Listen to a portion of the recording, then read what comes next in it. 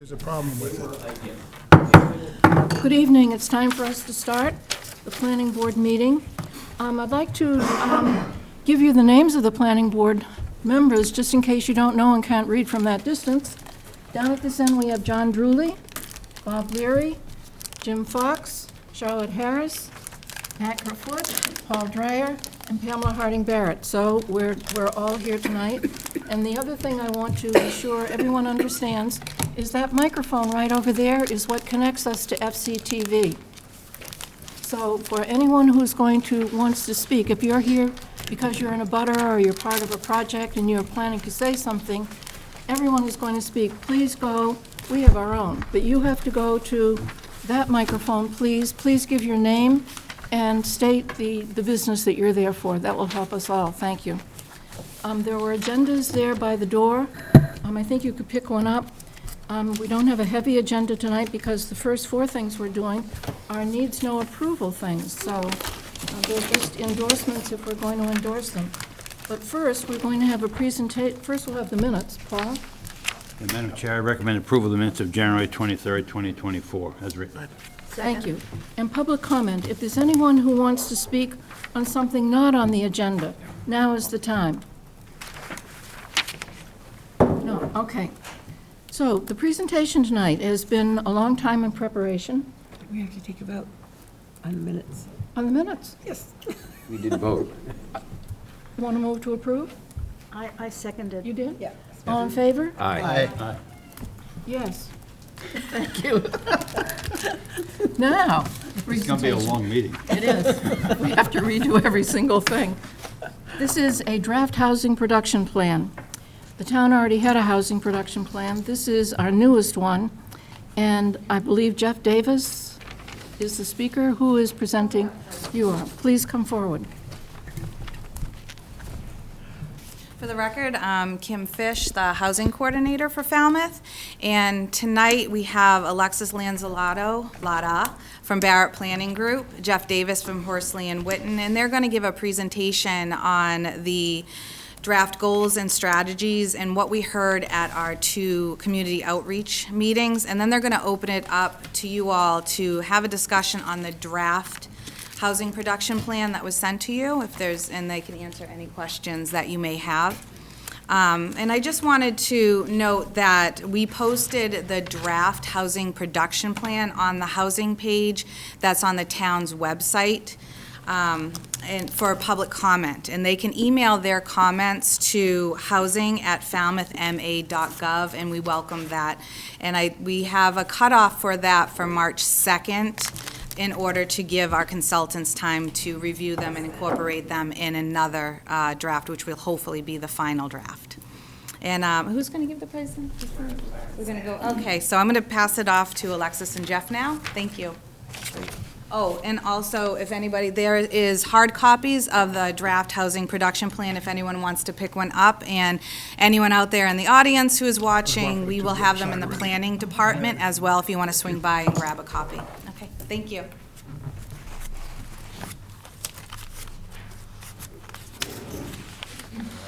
How does this work? Sorry about that.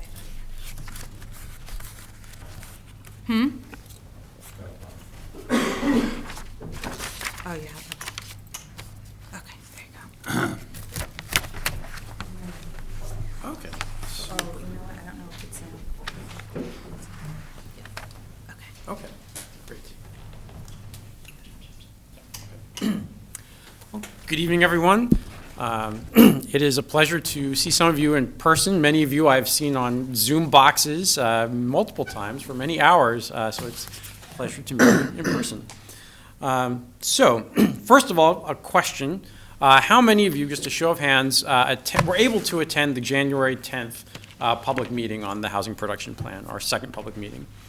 Second? Yes, we have one in November and one in January. Okay, so about half of you. That's great. I just wanted to get a sense of which of you have seen this so far. So in terms of the project team, again, I think Kim went over this, but Kim and Jed have been your primary soldiers for the housing production plan. On the staff end, myself from the Horsley Witten Group, and Alexis has been joined by her colleagues, Tony and Judy, in really shaping the draft plan. So wanted to briefly go over what we heard. So a lot of this information was presented at the January 10th meeting, and I won't go into it in great detail, but wanted to give you a sense of what we've heard back from the public, because that's really what has been shaping the content of the plan. So first off, we heard that there's a need for variety in housing types, a greater variety of year-round housing, that currently the housing market is not really in line with the wages people make in the community. So most housing, the average housing, is not accessible to people making the average wage. That there's limited housing stock and it's affecting residents of all ages and income. That the Just keep talking. okay, that the prices have gotten so out of control that even two-income households, elderly, young people, I mean, it's now affecting everyone. Great, thank you. Also, that there's a lack of housing options to meet the needs of younger generations, so smaller homes, apartment buildings. And also that we're lacking on a lot of the missing middle housing. So those housing types that are somewhere in between a two-family and a large apartment building. So cottages, townhouses, threeplexes, fourplexes, and so forth. Even though there are historic examples of those in the community. Next topic was on rental housing, that there is just a lot more ownership opportunities than rental opportunities, and that developing more multifamily housing and rental units can help meet a lot of the needs that we were talking about in that first slide, particularly for younger professionals and new residents. Of course, this is easier to produce in larger numbers than single-family homes and ownership units, but that came with a big caveat. Many people are concerned about what this would look like, the scale of multifamily development, and making sure that it is at a smaller scale that is compatible with existing development throughout the town. Next, we heard about ownership opportunities. A lot of young families don't want to rent forever. They would like to have opportunities to own their own home, whether a small single-family home or a condo. And of course, ownership opportunities are more likely to encourage permanence in the community. That was a common theme among residents. And also, homeownership allows households to build wealth and establish deeper roots in the community. We also talked about locations. Where in the town is it most appropriate, most beneficial, most needed to concentrate on building new housing or redeveloping housing? So potential locations that residents brought forward were Woods Hole, looking at town-owned properties, and including underutilized public school buildings. People also mentioned the need to take advantage of accessory dwelling units. They're appreciative of the changes to the accessory dwelling unit regulations that have recently been enacted, and are like it because it is a type of housing that is naturally affordable and that is well integrated into the community as opposed to a larger apartment complex. There were also people who were interested in modifying zoning to expand I love to call it the Mr. Cod, your mixed residential commercial overlay district, to support denser housing in areas near the center of town and away from natural areas. So again, looking at the areas you've already identified for denser development. People also had a lot of very legitimate concerns about the environment and the impacts of development on the environment. And this is true, of course, not only of housing and affordable housing, but any type of development. And concern that development might be encroaching on the town's natural resources, your open spaces, and also, very importantly, impacting water quality. So there was a strong desire, to the extent possible, to redevelop, repurpose, to renovate existing structures, whether they be renovations of existing housing or other types of buildings, commercial buildings, or civic buildings into housing. The need to protect green space and maintain a sense of connection with the outdoors, wherever you are. And also the need to fix septic systems and improve stormwater infrastructure to protect water quality. We need to try to build in areas where you already have sewer and infrastructure. Next, there was the issue of seasonality. There's a huge concern among the public that there's too much seasonal housing and short-term rentals, that a lot of the housing stock that could be available for year-round occupation is simply not. It's just taken off the market for visitors. So there's a desire to see implementation of regulations, potentially to limit short-term rentals and to do more to promote year-round housing. But at the same time, a desire to amend restrictive accessory dwelling unit regulations and create financial incentives for the development of ADUs, so long as they are expressly available for year-round rental. At the second meeting in January, we had drafted by that point the draft strategies based on what we heard from the first public meeting in November. And all those strategies were up on boards. And what we asked folks to do was to look at those boards and do a dot exercise and let us know, did you agree with that strategy? Did you disagree with it? Are you uncertain? Do you need more information in order to make a decision? And then also, if you do support an idea, is it a high priority for you? Do you think it should be a high priority for the town? And then an opportunity to provide any further comments. So as we go through the draft strategies with you this evening, we'll also be reporting back on the results of that dot exercise. And I will say not everyone who attended the meeting participated in that exercise. It was optional in an open house style. So we'll take it with a grain of salt. It was, a small sample size, but we will be reporting back on that tonight. So with that, I'm going to turn it over to my colleague Alexis to go over the goals before we get into the strategies.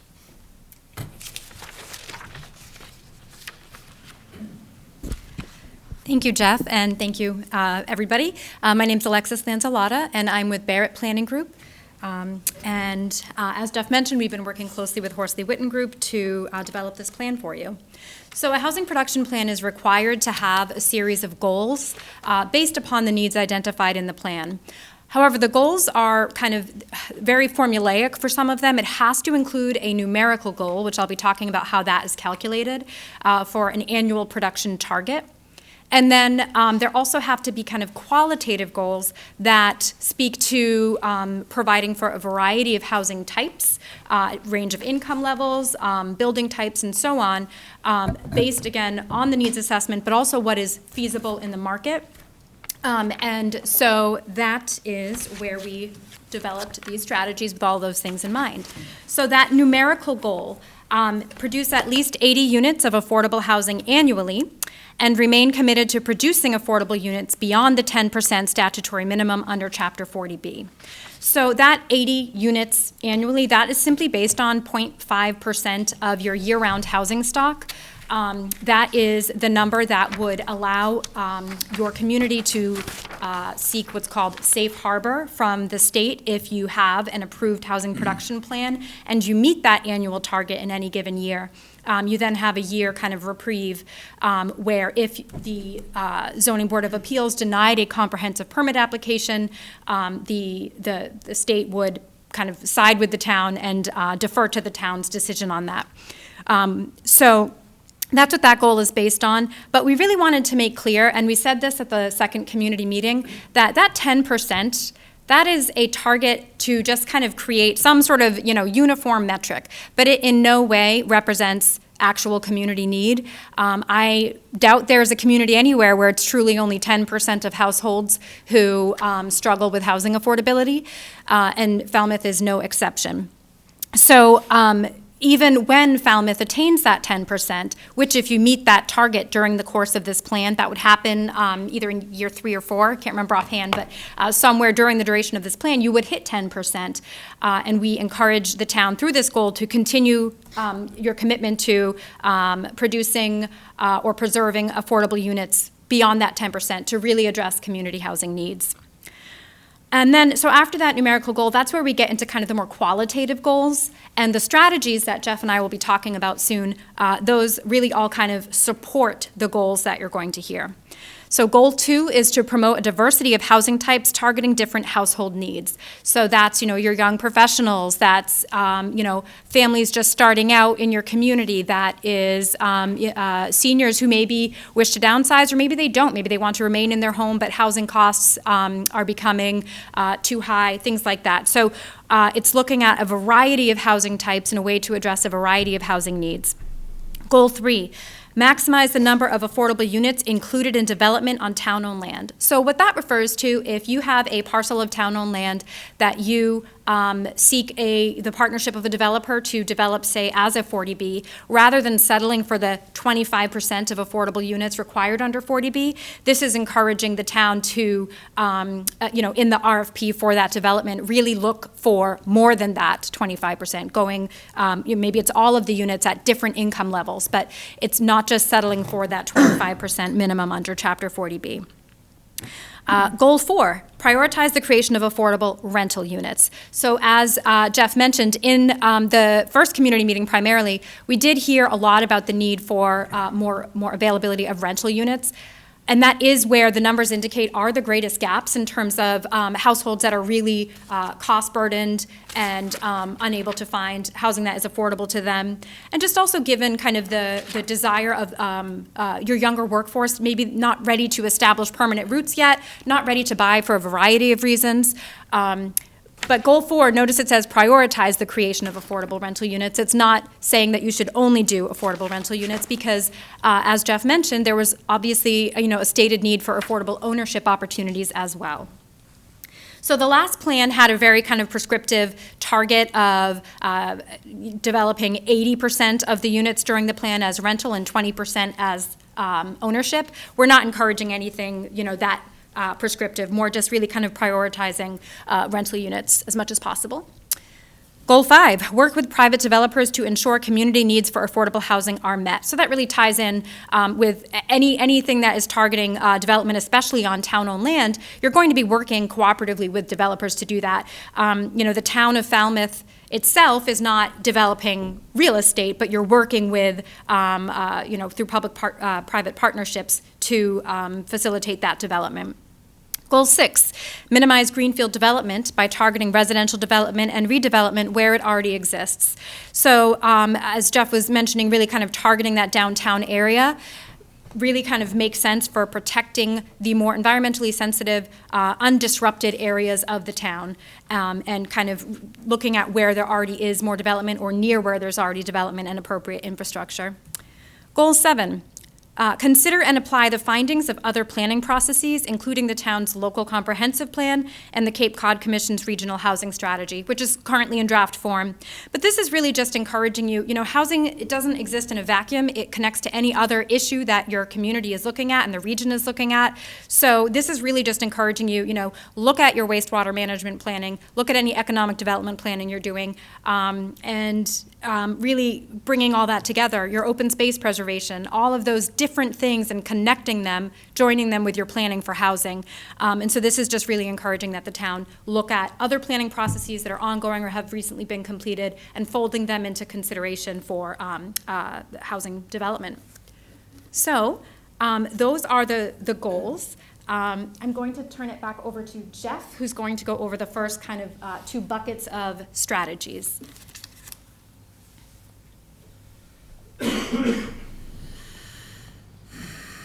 Okay, as Alexis mentioned, we have several buckets of strategies. We have 4. So we have divided the strategies into regulatory strategies, strategies for capacity building, strategies for increasing affordable housing, and strategies for funding and financing. So I'd like to start with the regulatory strategies. Just so you see the pattern here, we start with the short version of each strategy. We show in purple underneath that the prioritization in the plan. So we have, these are 5-year plans. Every 5 years, we're expected as a community to update these plans. So we're laying out what ought to happen in year 1, 2, 3, 4, and 5.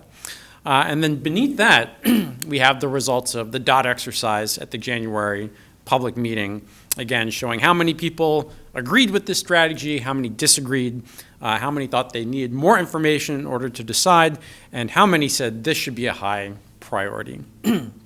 So, starting with the regulatory strategies, the first, establish mechanisms to monitor or regulate short-term rentals.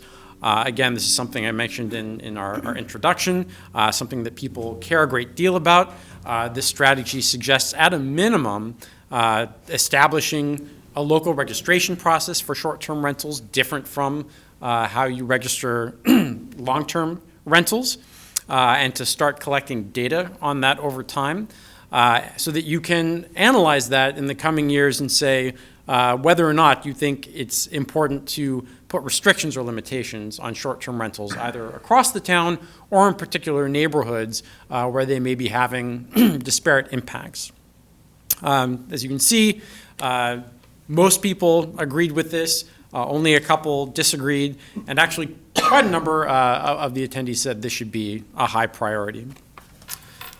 Strategy number 2, allow more diverse housing types in more areas. I would say this is probably the most divisive of the questions in terms of the responses that we got. You can see 16 people agreed, which was one of the highest levels of agreement, but also 7 people disagreed, which was one of the highest levels of disagreement. And 7 people said this should be a high priority. So what do we mean when we say allowing more diverse types in more diverse housing types in more areas? Currently, obviously, most of the town only allows single-family housing. You do allow 2-family dwellings in the GR district, in the public use district, and in the business districts. And 3-family dwellings are only allowed in the BR district. Of course, there are very limited instances where multifamily is allowed by special permit today outside of the Mr. Cod. So what this is suggesting, and it's not saying thou shalt, it's just saying thou shalt consider, thou shalt explore, for example, allowing 4-family dwellings in the GR district, the public use district, and the business district, those areas where you allow 2-family today. Also recommend at least exploring, doing an analysis of what it might look like to allow 2-family dwellings or townhouses by right or by special permit within a half-mile walking radius of downtown, of Davis Straits, of other areas of mixed use and commercial uses, even if that half-mile radius captures some single residential or agricultural districts. Again, I think with an emphasis on areas that are also connected to public water and sewer. If you were to explore that, another thing I will throw in here, such areas within a half-mile radius of commercial and mixed-use areas might also be a potential for looking at reduced parking options, much like you do in the Mr. Cod today. Number 3, explore regulatory options to encourage the development of smaller starter homes. So one of the ways that you could go about this, the state has recently enacted a new law referred to as 40Y. If you're familiar with 40R, with 40S, it very similarly provides monetary incentives to communities who adopt zoning, in this case, that would limit the footprint, the size of new housing, and at a required minimum density with at least 10% affordability. So again, we're looking at smaller homes that would be naturally affordable, naturally more affordable, as well as de-restricting as affordable a certain percentage of those. And for every zone that is created, the state would offer a financial incentive for every certificate of occupancy that is granted. You would receive compensation from the state.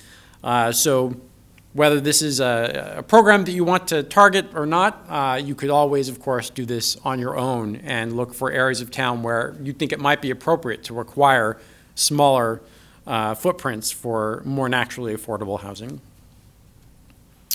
Number 4, consider adopting pre-reviewed detached accessory dwelling unit plans to eliminate regulatory board review and incentivize more property owners to participate. So this is a strategy that is used throughout the country with mixed success. Again, the goal is to make it easier, faster, less expensive to approve and build ADUs.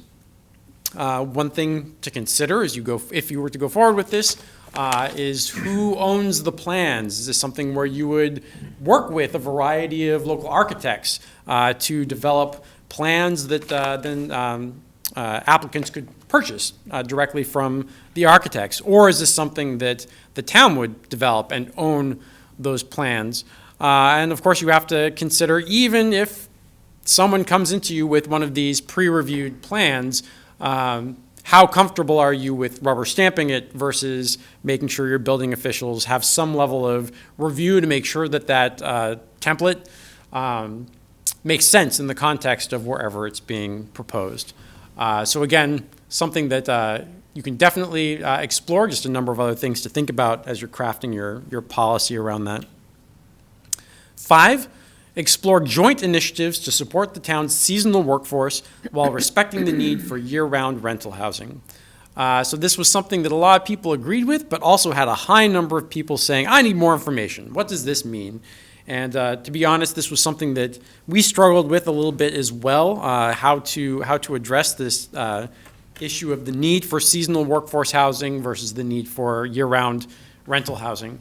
So we looked at examples from across the country. One of the most common things is to either fund directly from the town or partner with other developers or nonprofits to develop dormitory space for seasonal workers that can then serve as accommodations, hotel accommodations, or what have you for the remainder of the year, but can certainly serve as worker housing all year round. If you were to pursue that, right now, I don't believe your zoning table of use regulations allows for a dormitory, so that's something you just have to define and regulate. Another option would be to look into partnering with local warming shelters. You know, we have all these shelters in the wintertime, and that space could be utilized for seasonal workers in the summer, and that could include partnering with churches or other organizations, local gathering halls that might be converted over the summer. And that way, you're able to accommodate that seasonal population without taking away from the year-round rental stock. Number 6, expand inclusionary zoning provisions. Again, this was something that a lot of people agreed with. Right now, inclusionary zoning primarily exists in the Mr. Codd district. It also exists in a small way in the general residence zoning district where you can allow a triplex so long as one of the units is de-restricted as affordable. So this is something you can consider expanding either across town or to certain areas of town where you're comfortable with added density. I think it's very important to pair this with an economic analysis of how much affordability the market can bear. Again, given the very strong housing market in Falmouth, I would strongly suspect that you would find that the private market can absorb some of that. It's just a matter of how much. But I think you would find that this could be a good tool going forward. And finally, under regulatory strategies, modify the transfer of development rights, or TDR bylaw, by adding additional density bonuses for affordable dwellings. And this is, TDR is something you've had on the books for decades. It is very rarely used, so this might incentivize more people to use it. I don't think it's ever going to be a significant number of units. In most communities, TDR, the stars have to align for it to work, right? But why not go ahead and amend it to make it a little more attractive and to get some affordability out of it as well. Next, just a few capacity building strategies, and I'll go a little faster through these because I think these were non-controversial. Number 8, conduct ongoing community outreach and education regarding affordable housing needs locally and regionally. This is what Kim and her office do, and really just encouraging them to continue that education process, take it on the road, talk to as many groups as possible about what the community's housing needs are, why affordable housing is important, and what you're doing about it. Next, formalize a program to monitor existing de-restricted housing units and enforce current conditions. And fortunately, this is something that other organizations are already working on. The Barnstable County Department of Human Services is developing a pilot shared regional housing services program that would allow communities across the Cape to pool their resources to do this monitoring. So that's something I would definitely encourage you to keep an eye on. It could be very efficient and effective for you. But either way, that's something that the town needs to invest in. One, to make sure that all of these homes are meeting the needs of the people that they are contractually obliged to, but also to be keeping track of when their affordability is expiring, so you can get out ahead of that, so that Kim knows to be partnering with people and trying to come up with ways to extend that affordability period well in advance of the expiration. Next, number 9, number 10. Market the accomplishments of the Falmouth Affordable Housing Fund. So again, tooting your own horn. You've done a great job of building this fund and of using it to create more affordable housing throughout the community. And people need to be aware of that. People need to know what the successes have been, and not just numerically, but the stories. Tell stories about the people who have actually benefited, the families who have benefited from these investments that the town has been making. And then finally, number 11, strengthen local and regional partnerships to share ideas and resources, learn from others, and explore new ways of creating affordable housing. I think, again, this is a no-brainer. This is largely a carryover from your existing plan, that you're not doing this alone. Communities all around the Cape, all around the Commonwealth, are dealing with the same or very similar issues, and there are a lot of lessons to learn regionally as well as nationally, and making sure that Kim and others in the community continue to be given the resources to connect with those ideas and bring the best ideas back to Falmouth. So with that, I'll turn it over to Alexis to go over the affordable housing strategies and the financing strategies.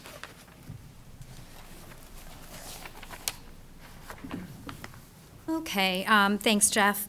So we have 2 more buckets. One is affordable housing strategies, and then some financing strategies. So I'll try to go through these quickly. They are, Jeff had to deal with the most controversial, which tends to be the regulatory. So the rest of these are a little more, I think, straightforward. So number 12, to develop criteria with other departments for assessing the best use of current and future town-owned properties. So as I was mentioning earlier with the strategy about considering other planning efforts, that was a goal of considering other planning efforts, this is really helpful for helping the community see the connection between housing and other the priorities of other departments in your community. So right now, the planning department's doing its own internal assessment of town-owned properties, and once that process is complete, if the planning department works with other departments to develop criteria to assess these properties, not just for, would this be good for affordable housing? Maybe it wouldn't be. Maybe it would be better to preserve as open space. Maybe it would be great to do a joint open space housing project. So whatever it may be, if the town and different departments work together to make criteria to assess town-owned properties, it's just making sure that the town is going ahead and using these properties in the best way possible. 13, encourage development that includes a number of units for special needs populations, such as formerly homeless households or persons with disabilities. So I'll be talking about this a little bit more in the financing bucket of strategies, because there are some state subsidy programs that directly are used to fund not necessarily even entire projects, but sometimes just some set-aside units in a larger project for special populations, such as formerly homeless persons or clients of the Department of Mental Health. And so there's this variety of subsidy sources that can be used to just bolster projects that maybe are experiencing some sort of financial gap, to kind of close that gap and have some units set aside for particularly vulnerable populations. And then that can also be incorporated in the kind of, if you issue an RFP for development on town-owned property, you can state that the town has a goal of really prioritizing, whatever a specific population in need may be. And kind of on that note, for strategy 14, developing informational materials for developers and property owners on a series of topics with an emphasis on local comprehensive permits. So what you can do, if the town, some communities have these local, the LIP program, the Friendly 40B program, communities can kind of piece together, while the state already has its own guidelines for the LIP program, you as a community can kind of develop your own kind of just guidance packet for developers or potentially even property owners, just kind of guiding them through the town's priorities, design considerations, locations the town wishes to target, and things like that. And then the only other thing I'll say about strategy 14, I want to emphasize that it also says property owners. Somebody may own a piece of property that is undevelopable under current zoning. It might be undersized or not have enough frontage or something like that.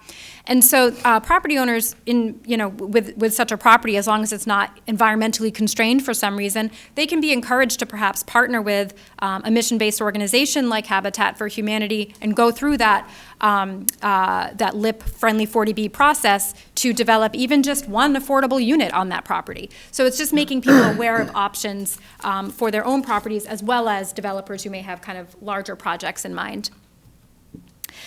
15, make suitable public property available for affordable housing. That really is kind of contingent upon some of these other strategies, one of which is, of course, developing that criteria that the town can use to assess town-owned properties. And we have a map in the plan, actually, that identifies a couple of town-owned properties just to kind of get the ball rolling, as well as the Mr. Cod district as kind of areas that it makes sense to focus on for housing. But a housing production plan is required to include the identification of town-owned parcels that the town might consider developing affordable units on. So that strategy is in support of that requirement, but it's also just quite simply good practice if you have property available that is suitable for affordable housing development, going ahead and using that. 16, consider allocating a percentage of sewer capacity for affordable or community housing projects. So right now your select board does have a list of priorities for considering when granting a variance for sewer capacity, and affordable housing is on that. But you could go further and really kind of have a prescriptive, this is priority 1, and this is how many gallons per day we are setting aside for, say, affordable housing versus economic development versus, some other town priority. So the select board could kind of strengthen that and really elevate affordable housing if they so choose. 17, issue a standing request for proposals to acquire property for the development of affordable housing. So this actually recently has been done by the town of Chatham.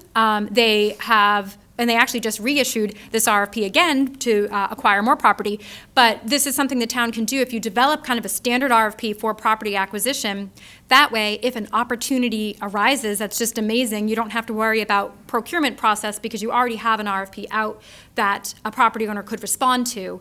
And if the Affordable Housing Fund has, set aside resources for that, they can, after going through the procurement process, they can acquire the property. So you can then, through that RFP, again, have the criteria that you developed for reviewing town-owned parcels. You could bring that in to really kind of showcase what considerations the town is looking at for affordable housing in particular.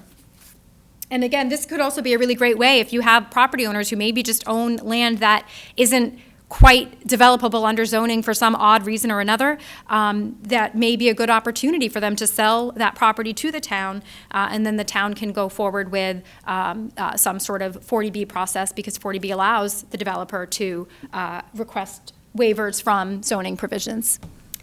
18. Oh, now we're moving on to finance and subsidy. This is the last bucket. Thank you for sticking with us. So 18, encourage unique development approaches that utilize the Falmouth Affordable Housing Fund. Now, this had a fairly high disagree for some of these more non-controversial strategies. And I think just in the conversations, because this was the station I was at, I remember having, part of it was just really wanting to have a sense of, just knowing what the Affordable Housing Fund's kind of plans are, and just having, that transparency, which goes along with what Jeff was talking about with really kind of marketing the accomplishments and plans of the Affordable Housing Fund. So while there were 4 disagrees, there were also 8 agrees, and I think the town has had some interesting examples already of this. So one example is a property owner selling their property below market value, so it's a tax write-off for the property owner, so it's a benefit to them, and it's of course a benefit to the town because they're acquiring this property below market value. So I thought that was, a really kind of unique strategy to benefit both the property owner and the town.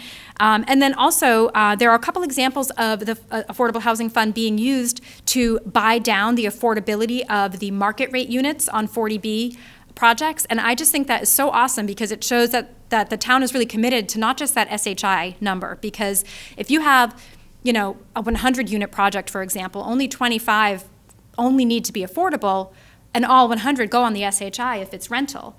But so there's no real incentive for the town to work to make the other 75 units more affordable, other than quite simply just wanting to address those housing needs. So the Falmouth Affordable Housing Fund has been used to do that as well on a couple of recent projects. 19, a little less split there, providing support for the Falmouth Affordable Housing Fund by exploring additional resources and strategies to capitalize the fund. So some of this is kind of contingent on pending legislation at the state level. So in the plan, it goes into more depth about kind of waiting and seeing what opportunities might be presented to the town soon, based on pending bills at the State House. And just in terms of things like being able to establish, a real estate transfer fee, and using those resources to capitalize your affordable housing fund, and other strategies like that. There's also the Affordable Homes Act, which is looking to have a provision for seasonal communities, which would allow them more flexibility to kind of make strategies that work for them because of the unique challenges they face. So the Strategy 19 is really kind of pending a little bit on some of those opportunities, but also if you work to expand your inclusionary zoning provisions, some communities have established a fee in lieu of units, where a developer, instead of providing affordable units, can provide a sum that then goes to the Affordable Housing Fund. 20, explore tax relief for property owners who offer year-round affordable rentals. So this is another strategy that most likely would not result in SHI-eligible units, but it would still produce affordable units that are desperately needed. So Provincetown does this, where essentially every year, like say if you have an ADU that you want to rent out, every year you have to, or you can, apply for a tax relief that is based on, basically the property taxes on the portion of the property that is rented as an affordable unit are waived. So you pay less in property taxes for renting an affordable unit. The reason why this is helpful for your average homeowner is, in order to have a unit on the SHI, there's a lot of hoops you have to jump through in terms of marketing and whatnot. And so a lot of people are just not going to do that. That's why a lot of communities who have attempted to have an affordable ADU provision, they don't see it really produce units, because it's so much to ask a homeowner to go through all of that to get it on the SHI. So instead, just offering a tax incentive for a homeowner to provide an affordable rental is a really great way to quickly and more easily produce affordable rentals. And so what they would have to do is provide, the information on the lease showing that the rent is affordable to, a certain income level that the town would determine. Last two, consider utilizing the state's tax incrementing finance program, or TIF, as an opportunity to encourage affordable housing development in designated commercial areas. So it's interesting, there weren't need more info stickers on this, but I had a lot of questions about it. So even though people didn't put the stickers there, I would say this was the strategy people asked the most about. And essentially, communities that seek this kind of designation, you have to determine a designated TIF area that has to be kind of a commercial area. And you have to have a certain number of, or the developer that is looking to develop in that area has to agree to provide a certain number of affordable units for a certain period of time, and as a result, the taxes on the improved portion of the property are kind of frozen for, I believe it's up to 20 years. So it's just a way to incentivize creation of affordable housing and also economic development. I do know that Barnstable has a tax increment financing program. I'm not sure about the affordable housing component of it, but that could be a good resource to check in and see how it works for them. And then lastly, explore the applicability of federal, state, and regional programs to finance affordable or mixed-income housing projects. Again, so much of this is contingent on that Affordable Homes Act or the Housing Bond Bill that we're really hopeful, that it gets kind of quickly passed, because there's so many great opportunities in that, either to kind of recapitalize existing programs, but also to start new subsidy programs as well. But in addition, the county currently has additional home funds called home art funds that were made available through the American Rescue Plan Act that are specific to the creation of affordable rental housing. So just really making sure that the community is informed about various funding opportunities as they arise. So those are the finance and subsidy strategies we suggest. And that is it. We're just, opening it for questions. Opening it for questions, and I don't know how you want to lead this, Madam Chair. Let's hear first questions from the public who are here, and then we'll hear from the board. Anyone from the public want to ask a question or make a comment now? No, you're here for something else. On the board, anyone here who wishes to comment? Question? Paul? Sure. I attended both meetings, and I thought the report was very well done, a lot of good information in there. However, a lot of it is very academic, and once you get to the strategies, I have some concerns with that, like how you would do certain things. Encourage starter homes. I don't know what we can do about encouraging starter homes. And then the issue about sewer capacity saved for affordable housing. That's really dependent on the area and the proximity to the sewer plants and things like that. That's not anything other than an academic exercise. If you're in certain areas of town, you're not going to have sewers for many, many years. So people are putting affordable housing up there, so that's not going to work very well. I don't know what was meant by unique development approaches of using the funds. That sounds like I don't know what that means. But the bottom line is, I think it would be very helpful when you look at the strategies to prioritize them short-term in each of those categories and long-term, because most of the ones listed are really long-term strategies that we can't do anything about fairly soon. But I think it would be helpful for the town if they were prioritized in what you do, say 3 to 5 years or something, and then the long-term strategies. That would make more sense, I think, when you go through all these recommendations. The other thing I'd like to mention is, when I attended the meeting on the 10th, I made a comment that was not included in this report here, and I'd like to bring it up. Every time we have a meeting, people from Woods Hole come in and they talk about how difficult it is for them to come to town and not have a place to stay. That's a serious problem. But what about a public-private partnership with some of the institutions in Woods Hole? They have land, they have some housing already. We've approved housing for the Quistit area for Hui, where they have some housing put in there. There's space for others. But I don't hear that mentioned, and that's one of the things would address some of the issues that continually come before us from the people, students and visiting researchers in Woods Hole. That doesn't solve the bigger problem, but it does solve a portion of the problem. Yeah, I was going to mention that, too. I mean, you go down, MBL has a huge campus with all these little tiny ranch houses on it. Why haven't they developed that more? And we talked with Hui and MBL when we did the local comprehensive plan. We talked about that. And so it just kind of gets put away in a bucket and forgotten about, put on a shelf. But I have a question. What do you see as one of the drivers of the increasing property values? Because that's one of the major problem we have is property values are so high so that people can't afford it to live here. They can't afford to buy a piece of land even to build a house, even if you could afford to build a house. And I've seen it just in recently, we just got our tax bill, and our taxes went way up, and we're like, what the hell is going on here? And so my wife called the tax office, and she was told that, well, you know, you had somebody that built this big, huge house in the neighborhood, and there's something with the state and how that kicks in. It's like a ripple effect on all the property values in the rest of the neighborhood. We've got a 35-year-old house that all we've done is maintain it. You know, we haven't put on a major addition or anything like that, but yet our taxes went up because somebody else built a big house. And I see that as one of the problems in this town. Somebody buys a little house on a little lot, 1,000-square-foot house, puts a 4,000-square-foot house that they build for $2 million, and the effect that has on all the property around it. So I think I like the sound of the 40Y, where if you put limits on footprints and even volumes on property, so that somebody can't tear down a 1,000-square-foot house and put a 4,000 or 5,000-square-foot house on it.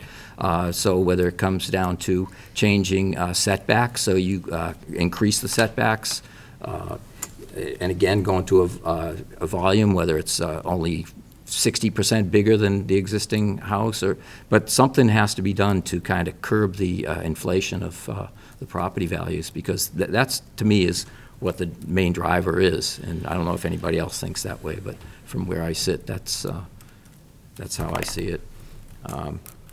I think the CPC funds have been used now to buy existing housing that can be converted. I think we really need to push that some more. When it comes to seasonal workforce housing, we're talking about mass military reservation, and you know, I could see putting up you know, FEMA trailers or something like that in places like that. Even the Barnstable County Fairgrounds, if you had made it into a summer trailer park or something for seasonal workers. And you've all seen how the problem we're having down on Main Street, where we're trying to do that with seasonal workers, and the pushback we're getting over parking. I mean, come on. We need to really push some of the regulations when it comes to parking in this town, so that it doesn't push projects like this off and possibly derail them. So I like the tax relief for year-round rentals, and I'd like to see some way that we could get those on SHI.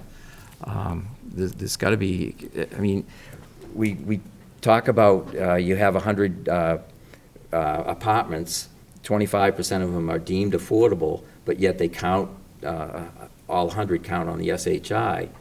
But that doesn't do anything for people who can't afford to live here. To me, it's voodoo math when we're looking at that.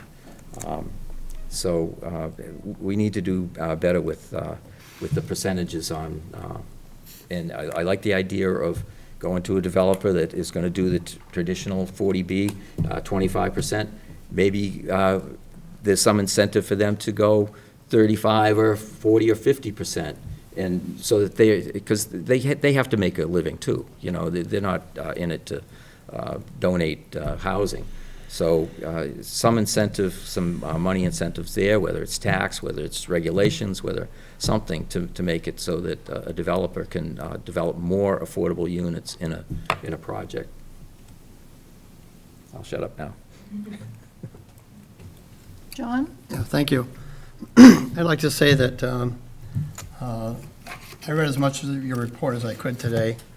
I know it's preliminary, but it appears to me that over the last 5 years between the last report and this report, we've increased our affordable housing stock by about 30%, which is a pretty good number for a 5-year period. And we're up to over 8% of our housing stock is considered affordable now. For a small town, that's really quite an accomplishment. And what Bob was just talking about with developers, with the Falmouth Affordable Housing Fund, we started a program where if a for-profit developer came in front of us and wanted to do apartments, they of course have to do 25% of them affordable. That's deed restricted. So we started offering the for-profit developers money for every additional deed restricted unit they would offer to the town. And that's deed restricted forever. And we've had a couple of applicants, and first we started off subsidizing or buying a deed restricted unit for $65,000 per unit. And as costs have gone up, we've gone to $100,000 per unit. And we have an applicant come in front of us very soon that's going to take 11 additional units and make them deed restricted in exchange for capital that makes their development actually affordable for them. But it buys more deed restricted units for the town of Falmouth forever. I mean, we can't buy a lot and build a unit for $100,000. Right. Yeah, The town yeah. cannot do that. It's a bargain. Right. So it's a bargain. Yeah. And so some of the things that you've had on the screen here, I think we've done a good job with already implementing them. And as we go forward, we're going to see more. But also, we have a fair amount of 40B developments in the town of Falmouth. You know, we have the one on for senior housing that's being built right now. That's 48 units, 100% affordable. And you have the development on Main Street where Phase used to be. It looks like they're getting ready to start construction there. And that's a 40B, all apartments. I think I've heard 80, I've heard 100 units. I'm not sure how many, but it's going to be substantial. So that's getting underway. And of course, the zoning board has a group in front of them for Sandwich Road development for 300 apartments that will probably go forward at some point, maybe even more than that. So the town has a lot of action going on as far as affordable housing. And part of Bob's concern about affordability for the average citizen is really it's economics, it's supply and demand. I mean, we don't have a lot of a lot of supply anymore of vacant lots. We've had zoning that's been acre lot zoning for a long time now in order to not overbuild in the community. And we also have about 25% of our property that is deed restricted, it's open space. So we have a mix of everything in this town, which makes it so beautiful to live here. But the expenses is just come down to supply and demand. There's a huge demand today. People want to live in the town of Falmouth. We made it beautiful. And, you know, it's just economics at this point. I don't know how to stop that. I don't think we can stop that, really. Jim? Well, the supply side is something that we chose many years ago to preserve most of our land and make it not buildable. So we immediately, and I remember when this was first proposed, I said that we called it the land bank then. I said, that's going to become the biggest housing, not developer, but taking it out of the market this town's ever done, and it has been. We've taken more land out of development, and people love it, but there's thousands of acres that can't be developed on a very narrow peninsula. And you add on top of that setbacks from water and resource and conservation. We don't have any buildable land. What do you folks think an affordable price is for a single-family home starter? What's the number? You said we need to do more starter homes. I mean, I practice selling real estate, so I'd like to hear what you think a starter home should cost and does cost in our town, because you made that a big part of your presentation. I don't see, I'd like to hear that. What do you think a starter home would go for? Well, what it should go for and what it will go for are two different things. Right? The market, That's my point. How are you going to make it? He has to come to the podium. Yeah. Yeah. That's where I want to see how we get there. Right. I mean, so the 40Y, the primary, well, one, there's the inclusionary zoning, where you're requiring that a certain portion has to be de-restricted and affordable at a certain level. That is probably your biggest and heaviest tool, right?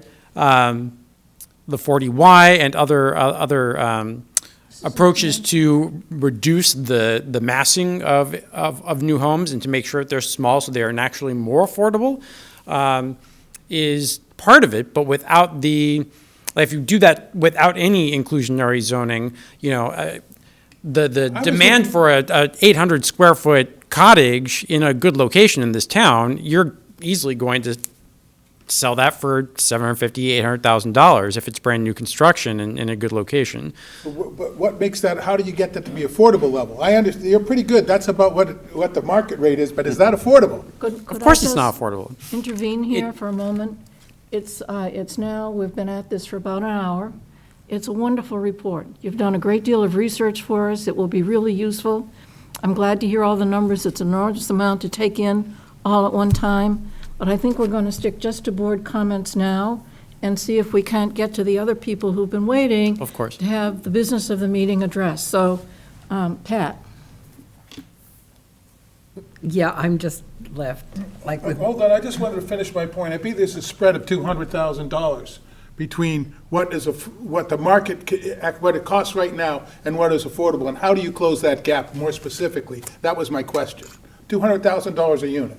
And I wanted to hear how we're going to do that. I'm all set. I don't think we'll solve it tonight, and it's a fluctuating number. Pat? in my mind, it's an impossibility, because what people earn cannot afford what Bob, as Bob said, what happened to his house? My God, I just got the enterprise thing today. Our house is just about, not quite doubled. Yeah.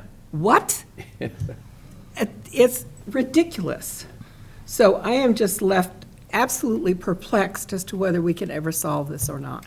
I hate to be that way, but I feel that way. Well, part of it is the value of money has changed a great deal. Those numbers don't mean what they used to. I mean, they're fun to look at, but they're a lot less real. Pam? So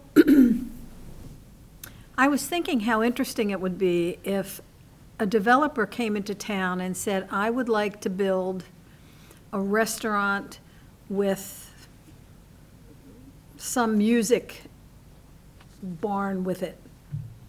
And we said, that's great. Let's see your plan and how you're going to house your seasonal workers. So that there would have to be some tie-in. I remember having a long talk with Bill Zammer, and I said, how do you do what you do? He said, I provide the housing for the people that work for me. They come up from Jamaica, and I provide their housing. And I said, but you need a lot of cash to do that. And he said, well, you know, maybe it has to be part and parcel of the development of whatever you're going to make your money from. So my brother's a huge developer, or at least he was until he got old, in Philadelphia. And when he built a riverside, a huge entity called Kathmandu that had music, and it was a wonderful restaurant. But part of what Philadelphia wanted him to do was provide housing for all the people that he employed. And so he did. And he keeps saying to me, well, why don't you people do the same thing up there?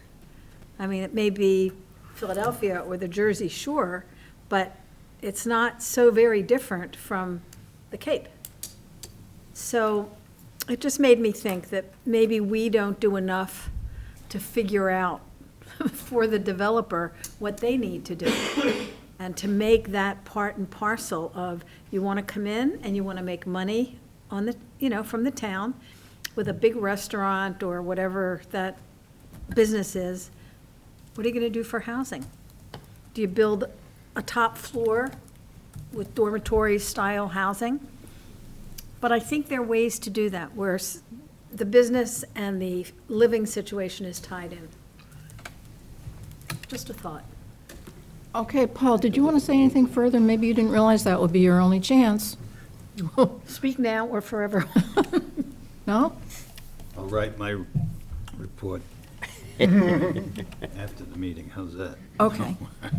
I guess I'll finish up here. Thank said you very enough. much for the report. It's really, really worthwhile. I'm so glad that John brought out all the success the town has had in reaching this. I mean, it's just, I know that we're out of line with the rest of the Cape. We're doing a great deal better, and I think all the entities in town that are involved in housing and planning and zoning and all of it have really put their shoulders to it, and the results show. And John, your work on the housing in 2 different boards, well, not counting this one, 2 other boards, has been very instrumental in that. So the people in town should be grateful to you, and I know that I am. I am wondering about the connection between this report, which is after all a requirement of the state, and the state's operation in improving 40Bs. Some of the things that you were saying there and collecting the public opinions on, which was hard work. I attended the meetings. People really cared about coming and having their say in it. We actually have almost a richness of proposals for rental housing in this town. And one of them, one of the developers is working very closely with the planning board, actually, to make it something that the town would want, so that it would be a local initiative proposal. It's a work in progress. We'll see how that turns out. The other is operating strictly under 40B, and many of the things that were collected as strongly held public opinions about whether or not it's in the scale of the town, the scalability of the project, whether it has any connection whatsoever to being close to town services. You say within a half a mile of walking distance. That's a really good measure to take and use. And the final one, the one that is really the most important to the town, is preserving the quality of the water. And it happens that one of those large proposals, the largest of them, is right on top of the aquifer. And you wonder, is the state board that's responsible for making the decision almost totally out of the hands of anyone in town, are they going to be able to see what we think? Do these silos in any way connect? What are the next steps that would connect them so that that board would recognize that this town has needs that are as important as housing, and water is certainly one of them? I just would like to know that it goes forward somewhere from here. So if you could answer for just a moment, what are the next steps with this report? What happens next? Oh, I had one other thing I wanted to comment on. I believe at this point the 300 Committee, which is our land preservation committee here in town, now has a little over 4,000 acres preserved. I think the town is 44,000 acres, isn't it? Not So- off the top of my head, I don't know. It would be under 10% for those who are interested in keeping track. So what are the next steps? So Monday, Jed and I will be attending the Select Board's meeting, and Alexis and Jeff will join us for that as well. And they'll give the same presentation, and the Select Board will have an opportunity to make comment just as you did. And like I said, it's open to the public till March 2nd. We'll collect that data. They'll take a look and see what needs to be incorporated into the draft and revise it. Then we'll come back to the planning board with what we hope is the final draft, the final housing production plan, of which you would vote its approval, possibly. And that's March 12th? Correct. March 12th. And then after that, we would go before the select board to do the same. They would hopefully at that meeting, and do you have the date on that one? 25th. The March 25th, to vote to approve the final housing production plan. Then that final plan will go to Executive Office of Housing and Livable Communities to review and hopefully certify as our final housing production plan. And then we will have that final document. Terrific. Good plan, and those dates are very close. They are. Yeah. Thank you very much. Thank you. You're welcome. Thank you for your time. Marcus, do any other committees or boards have to weigh in on this report? before you They're go to not select board? required to, but we have sent it to, the Affordable Housing Committee has been involved as well. You had the joint meeting with them, and then, they've been sent a copy, and they're going to be sending me their input on the, But it wouldn't be the a plan, formal too. presentation, it would just be, no, we're gonna Oh. send them, they would need to do a special meeting prior to the next the next planning board meeting, and they couldn't get a quorum. So what we're doing is we're gonna send them this meeting so that they can see the actual presentation that was put on here tonight, and then review the housing production plan, and then send the comments. it's only a But month. they would to- have needed a quorum. It's only a month to get it approved. Right. They know the date that they need to get their comments to us. Thank you. You're welcome. Set. Thank you. Thank you for your time. Madam Chair, if I may? Yeah, Yes. A big thank you to our consultants, Horsley Witten Group and Barrett Planning Group. They were terrific in this effort. They've done a lot of great work. So one last time, thank you very much to Jeff and Alexis. It won't be the last time we thank them. Right, I think we'll see them again. we will. Yeah, I believe. It's not the last time. Okay, moving forward, we have a series, I think 4, of approval not required plans. These have all been carefully reviewed by the town planning office before they come to us, and we will try to get right through them. The first one, the applicant is Dale Tree Movers Tree Farm, LLC, a plan of land to create 3 total lots from an existing lot at 59 Alexander Booker Road. Good evening, I'm Jake Fricky, I'm with Cape and Islands Engineering, and as you said, tonight we're looking at an A&R plan for 59 Alexander Booker Road. This is a large parcel that we're dividing into 2 conveyance lots and 1 lot around the existing house to remain. Pat Dale owns the portion to the north, and this is all actively being used as a tree farm. And he wants to separate the tree farm activities from the house structure itself, and so that can continue to happen on a separate parcel. I think that about sums it up. Okay. Jed, did you want to comment on this plan? Melinda's not here. Not much to say on the plan itself, because the lots are being conveyed, and the existing lot in the middle, I think it was Lot 8, if I'm not mistaken, Yeah, has 8A. frontage on a public way. I recommend your endorsement. Any questions from the board? This is without regard to any buildability. This is just a separating the lots. And zoning compliance. Zoning compliance. Zoning compliance for what? You're endorsing the plan without regard to buildability and zoning. And zoning compliance. requirements, okay. I thought we Yeah. were saying it complies with zoning. Good. No, no. Okay, good. I agree, total agreement. Like a Yeah. motion? I would, unless there are questions at this end of the table. No, a motion. Okay, I move that the board recommend or endorse the plan as has been presented to us without regard to buildability or compliance with zoning. Is there a second? Second. All in favor? Aye. Aye. Unanimous, thank you very much. Moving on. The applicant is Eleanor D. Wenderoth, trustee, a plan of land to create 1 buildable lot on 2 unbuildable parcels from an existing vacant parcel at 0 West Falmouth Highway. It's right there at the intersection of that and Palmer Avenue. Mike? This is the one, right? Yeah, for the record, my name is Tom Bunker with BSS Design. Prepared this plan for West Falmouth Highway. And so you could see up in this corner here, there's an old family cemetery. That's from the Crowell family cemetery. Right here. On the north side of the property, there was some overdevelopment by the previous owner on the abutting property. And so what we're doing is separating out these 2 as unbuildable parcels. Don't know what's going to happen to the cemetery, but has just a little 10-foot wide Which access are strip the to it. unbuildables? Excuse me? Which ones are unbuildable? This one with the cemetery Yeah, and that little this one. piece right here. yeah. So this one will be, expect to be deeded to the owner and added to that land there. Yeah. And so it's really just this big piece of land in the middle that it will remain as a single buildable lot. Jed, did you want to comment on it? Well, only to say I recommend endorsement. Okay, any questions, Paul? What's the name of that cemetery? It's a Crowell Cemetery. The family name Crowell.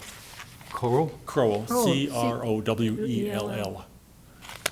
It appeared on some of the old town maps back in the day. It's One grown other over. thing, I noticed the drawings say it's a Henry Fleetwood II Realty Trust, and yet it's been put down as Eleanor Wendorf Trust. Are they different trusts? She's trustee, Oh, she's a trustee. trustee of the Yeah, trust. she's the applicant. So the trust is Henry Woodworth II? Yes, Okay. Henry Fleetwood, too. 2007 Realty Trust. Jim? I just have a question on the use of the word buildable. Normally, when we do an AR, we never say anything about buildable, and in this one, we're automatically calling it a buildable lot, and I'm just wondering, that seems unusual to me. We usually say we have doing nothing to do with buildability, and yet, in the application, we're calling it a buildable lot like we're already approving it. I don't think that's our job. Well, you're specifying it's not a buildable lot because it doesn't have frontage. No, I'm saying, it says a buildable lot. If I'm reading this correctly, Oh, I see. You mean they're using the word buildable lot. lot in the middle? Yeah. It might be, but are we determining it's buildable? I thought that was the building commissioner's job, and we're not supposed to do it as part of an A&R. Well, that's what I thought it was. I could be wrong. Oh, are you saying in the words. application itself? I'm not. Yeah. We're Oh. calling it a buildable lot. Well, I mean. It is or it may be, but normally we say without regard to buildability, but here we're labeling it as a buildable lot in our hearing. Yeah, Just questioning the wording. But this doesn't matter, and the motion does. Well, so you're saying it doesn't matter that we're calling it a buildable lot in our, It doesn't affect I'll what just they can do not with paying it. attention to what this says then, okay? No, Fine. no. Because I'm there's just- nothing on the plan that says it's a buildable Okay, lot. I'm good. I'm just wondering why we Yeah. use the words, because normally we're very careful not to call them Yeah. buildable lots. I'm all set with it. Like a motion. I if would you- like a motion. Okay. I move that the board endorse the plan as presented to us without regard to buildability or compliance with zoning. Second. All in favor? Aye. We're all set, thank you.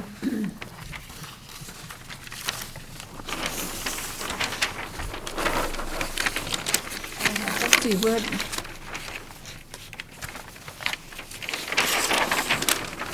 The next also is Eleanor D. Wentworth trustee, plan of land to create one conforming lot and two unbuildable parcels. Isn't that what we just looked at? No, at 76 Shore Street. Yes, name's Tom Bunker. It's the same applicant Yeah, on this. Well, I should say it's actually owned in a different trust, but it's the same two trustees of the trust, Wenderoth and Malcolm Donald. And so this was a piece of land that was L-shaped, went on this lot, which is 76 Shore Street, and it went in behind this other lot, and it's all owned by the same family, but in different trusts. Creating this line across here and an unbuildable parcel, which is to be deeded to the owner of this parcel, and then presumably combined. And this together, combined, we didn't show it on here because this plan does not actually combine them, but this lot will be big enough and conform in all other aspects to zoning, but really it's just this one that we're showing as conforming, and this is an unbuildable parcel. And this other little unbuildable piece at the bottom, which may be sold to an abutter. before we go there, I'm going to go back a minute to what we just talked about. It'll be less confusing, we don't get the two pieces confused. On the first, Eleanor Wentworth, which was at 0 West Falmouth Highway. It's a plan to create one buildable lot and two unbuildable parcels, which indeed it was. But because the buildability isn't ours to determine, our motion says without regard to buildability, because that's left to the building commissioner. So I believe that the wording is in fact accurate. You want to look at it again?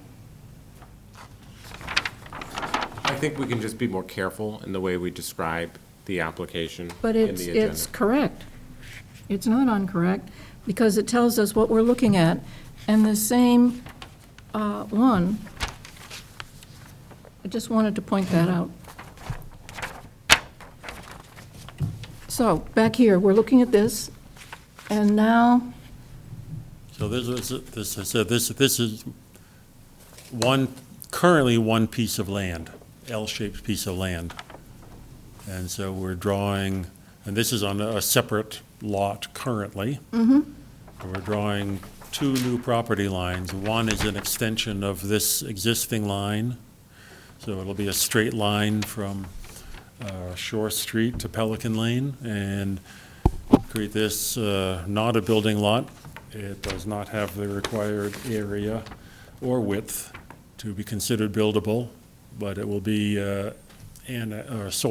conveyed to the owner of this property, which is in the same family. And then this other unbuildable parcel here, which I believe their plan might be to sell to one of the abutters. okay, any comment, Jed? I recommend endorsement. Any questions here? John?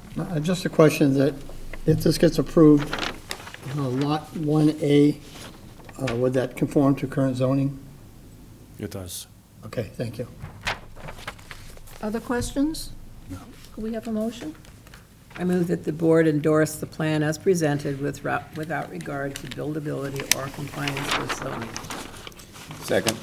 All in favor? Aye. Thank you. Thank you. Next, the applicant is Corey Place. Plan of land to merge two lots located at 2 Barbara Lane and 0 Williams Road.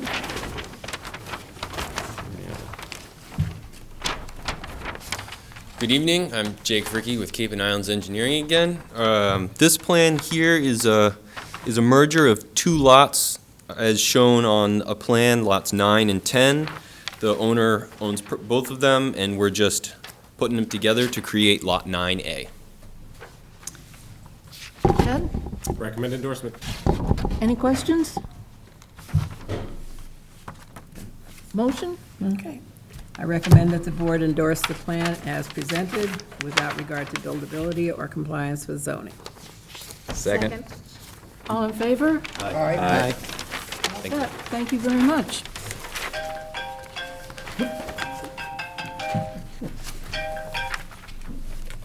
Okay. Now, One of those after each one. next, the Falmouth EDIC, a plan of land to divide one lot into two lots located at 64 Technology Park Drive. Good evening. My name is Jeff Nickerson. I'm an attorney here in town. I represent the EDIC. This is just a plan to divide an existing lot, which is presently 4.89 acres, Lot 21, into two new lots. Lot 93, which is going to be 2.58 acres, and Lot 94, which is going to be 2.31 acres.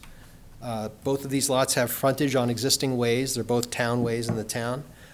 Both of these lots are going to meet the required frontage in this LIB zoning district, and there is practical and adequate access for both parcels to existing ways that are already improved in town. So we believe that this plan meets the criteria for endorsement as an approval not required plan. Sounds it. Jed, Recommend endorsement.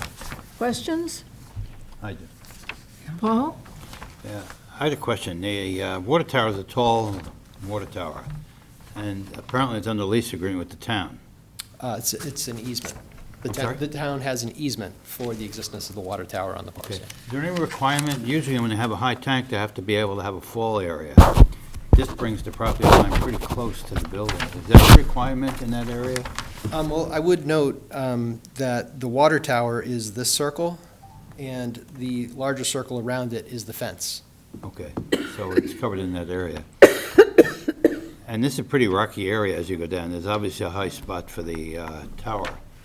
But as the topography goes down, it goes down quite a bit further. Right. Is that, you're going to develop that lot then on behalf of EDIC? Well, so there are two existing easements. There's an existing drainage easement on the back part of the lot, and a portion of that easement has some pretty steep topography, and that's not going to be capable of development. But the area up here is hopefully going to be capable of being developed. Thank you. So, I've got a question. Go ahead. And this is a memory that goes back a zillion years ago when the park was originally formed, and I do not know whether the requirements for that are still in place or not, but my memory says that all lots had to be no less than 4 acres back then. And so I'm just asking the question without any expectation, because I know it's probably just about timed out for all these requirements. Do they time out? Well, I think unless it's we the way change them, they're there. No, it was the way it was with the Worded then? commission, too, that they could do things, approval not required.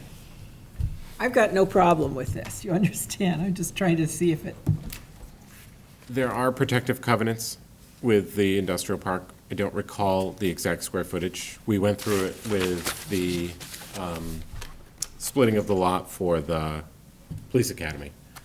But I can't say off the top of my head what the minimum square footage was. But this complies with our zoning bylaw, and those are the criterion that you need to consider when we're endorsing an A&R.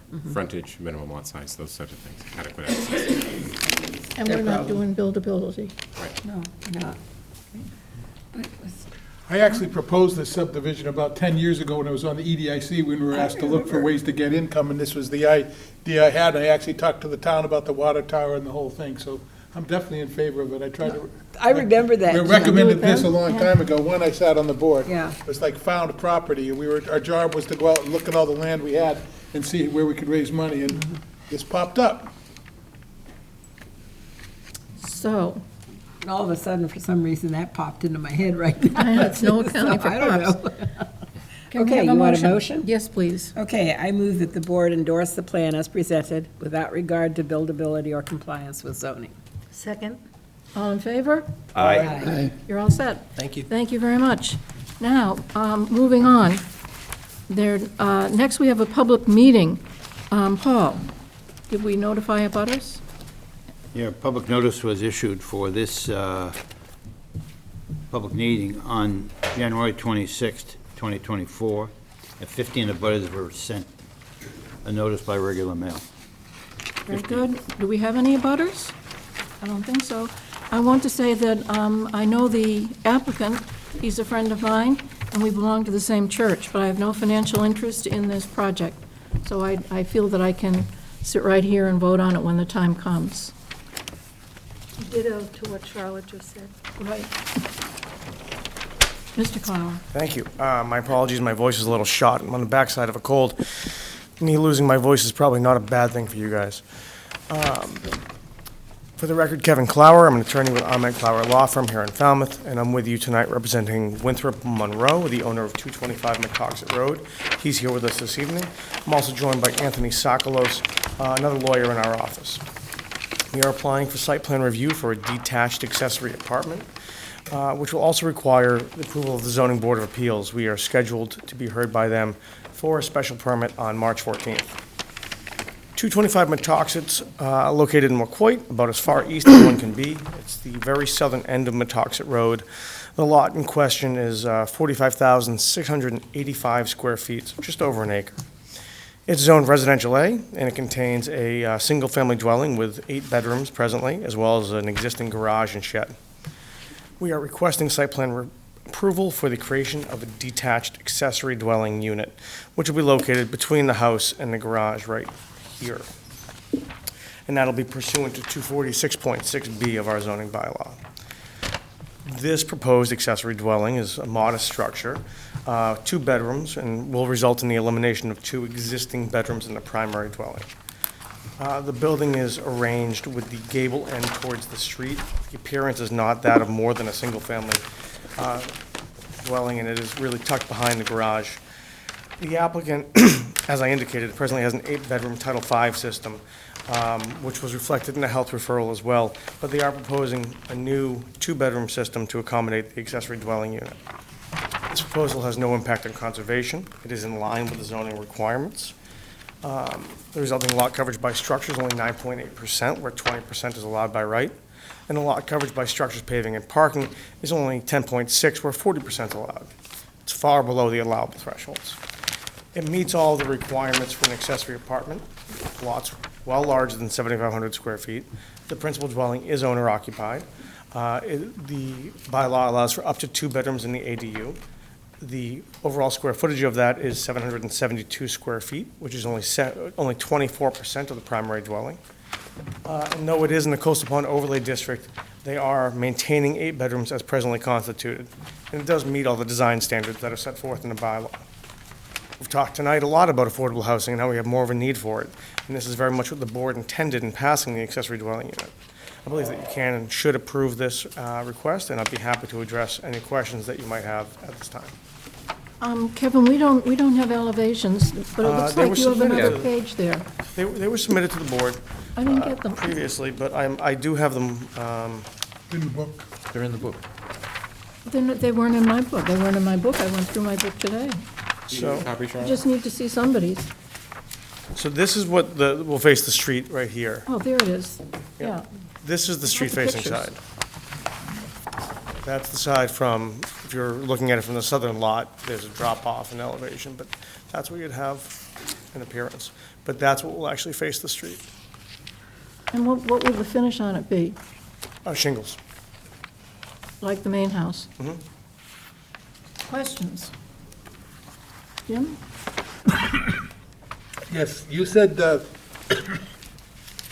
existing house is 8 bedrooms, and now you're taking away, you can change that to 6, and you're putting a new septic system for these 2 bedrooms. So, What's going on with that? well, it's too far, so if you look at the existing system, and I actually have the septic plan.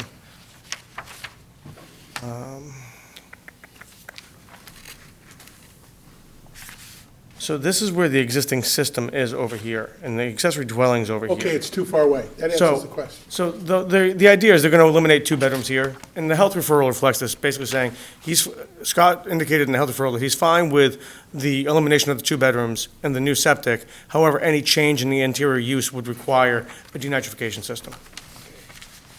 So we'd, of course, have to come back to the boards for that. Other questions? Yeah, how many square feet is the original house?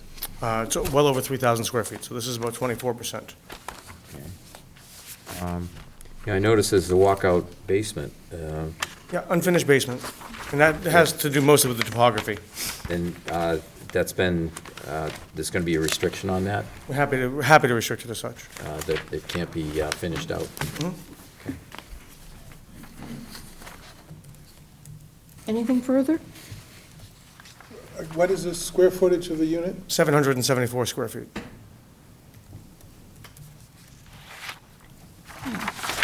If we have no further questions, it looks like our next step is to request a positive, you have something else? I was just going to suggest that the locust plan be a little bit bigger. Drawing. Oh, When your you reduce locust the plan? drawing, Yeah, you see can't where it really is. see it. You've got plenty of room for it. I'll bring it up with the engineer. Mr. Borselli can do that. I will castigate him appropriately. It's, I'll take out the microphone, the magnifying glass. That's a nice-looking building. It is, it's going to be a good project. If we could ask the staff to prepare a positive draft decision Certainly. for the next meeting, which will be, March 12th, I believe. That would be ideal timing, because we go before the zoning board on the 14th. it might be February 27th.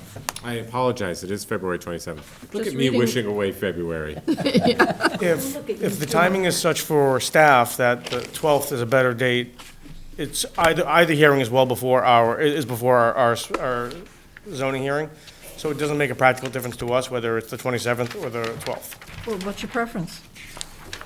I would defer to staff's current workload. We can do the 27th. There we go.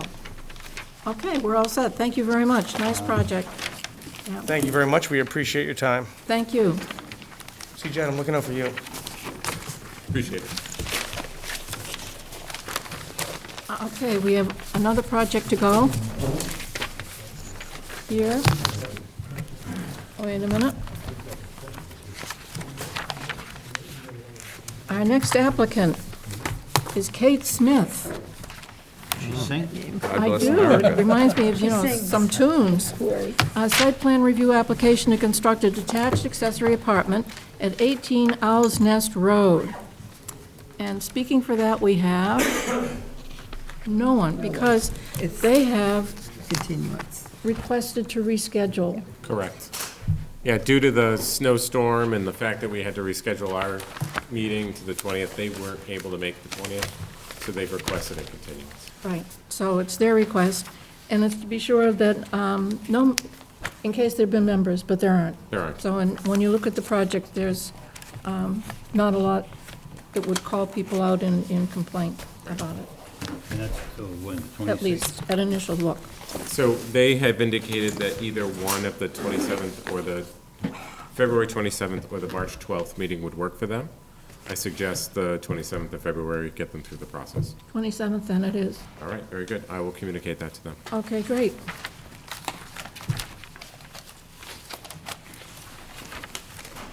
Next, we get to our planning board discussion and vote. We need to appoint someone who's going to represent us on the Community Preservation Committee, because John has moved up to the Cape Cod Commission, and will not be doing this any longer unless he particularly wants to. Join this? To continue to do community preservation. I would love to, I just don't have the time to do it. So I guess we're looking for nominations and perhaps volunteers. Who would be interested? Pam. Pam is interested. I'll nominate Pam. Second. All in favor? Aye. Enjoy yourself, Pam. Thanks, I plan Yeah. on having a great time. Pam. Who was named? Pam. Pam. Oh, Pam. Remember me? She put her hand up. Been Did you there, wish to done put that. your That hand woman up? behind you. The person over here. Let's go back to the zoning article. John asked me a few weeks ago. John, you didn't tell me this was going to be an open process here. Well, yeah. Above board, all the way. Yeah. So let's take a look now. Our next thing here is to look at the zoning articles for the Springtown meeting. They're here in your book. You want to take a look at them. First up, we have Article 34, to amend Chapter 240 zoning to reformat Article 3 definitions. I think that Jed has already gone through these with us once. Did you want to do it again? Not the actual language itself, but tonight you're asked to approve the language for the recommendation and the explanation, which has been provided to the board for their review. So what we're approving then is the explanation. Correct. Right. You might want to take a minute to look at it, see if you have any issues with it. I guess I will be the one having to present this, and I do not have any issues with it. It seems fine. So the recommendation, just, for the public's edification, so the recommendation for Article 34, which is the definitions, is to vote Article 34 as printed in the warrant. And then the explanation essentially just describes what you're doing. I've gone through it several times, but the idea is to go back to the old format, which is just the alphabetized list of terms. So you need a motion. Need a motion. Okay. So I move that the planning board recommend the Article 34 as printed to the warrant. Second. All in favor? The explanation and recommendations Did you want it specifically. done it separately or together? Together is Okay, fine. and also the explanation as printed. And we had a second? Second. All in favor? Aye. Going forward. Next, Would you like me to continue? yes. Article 35 is to expand and modify the senior care retirement district. Again, that article, or the recommendation here is to recommended as printed in the warrant.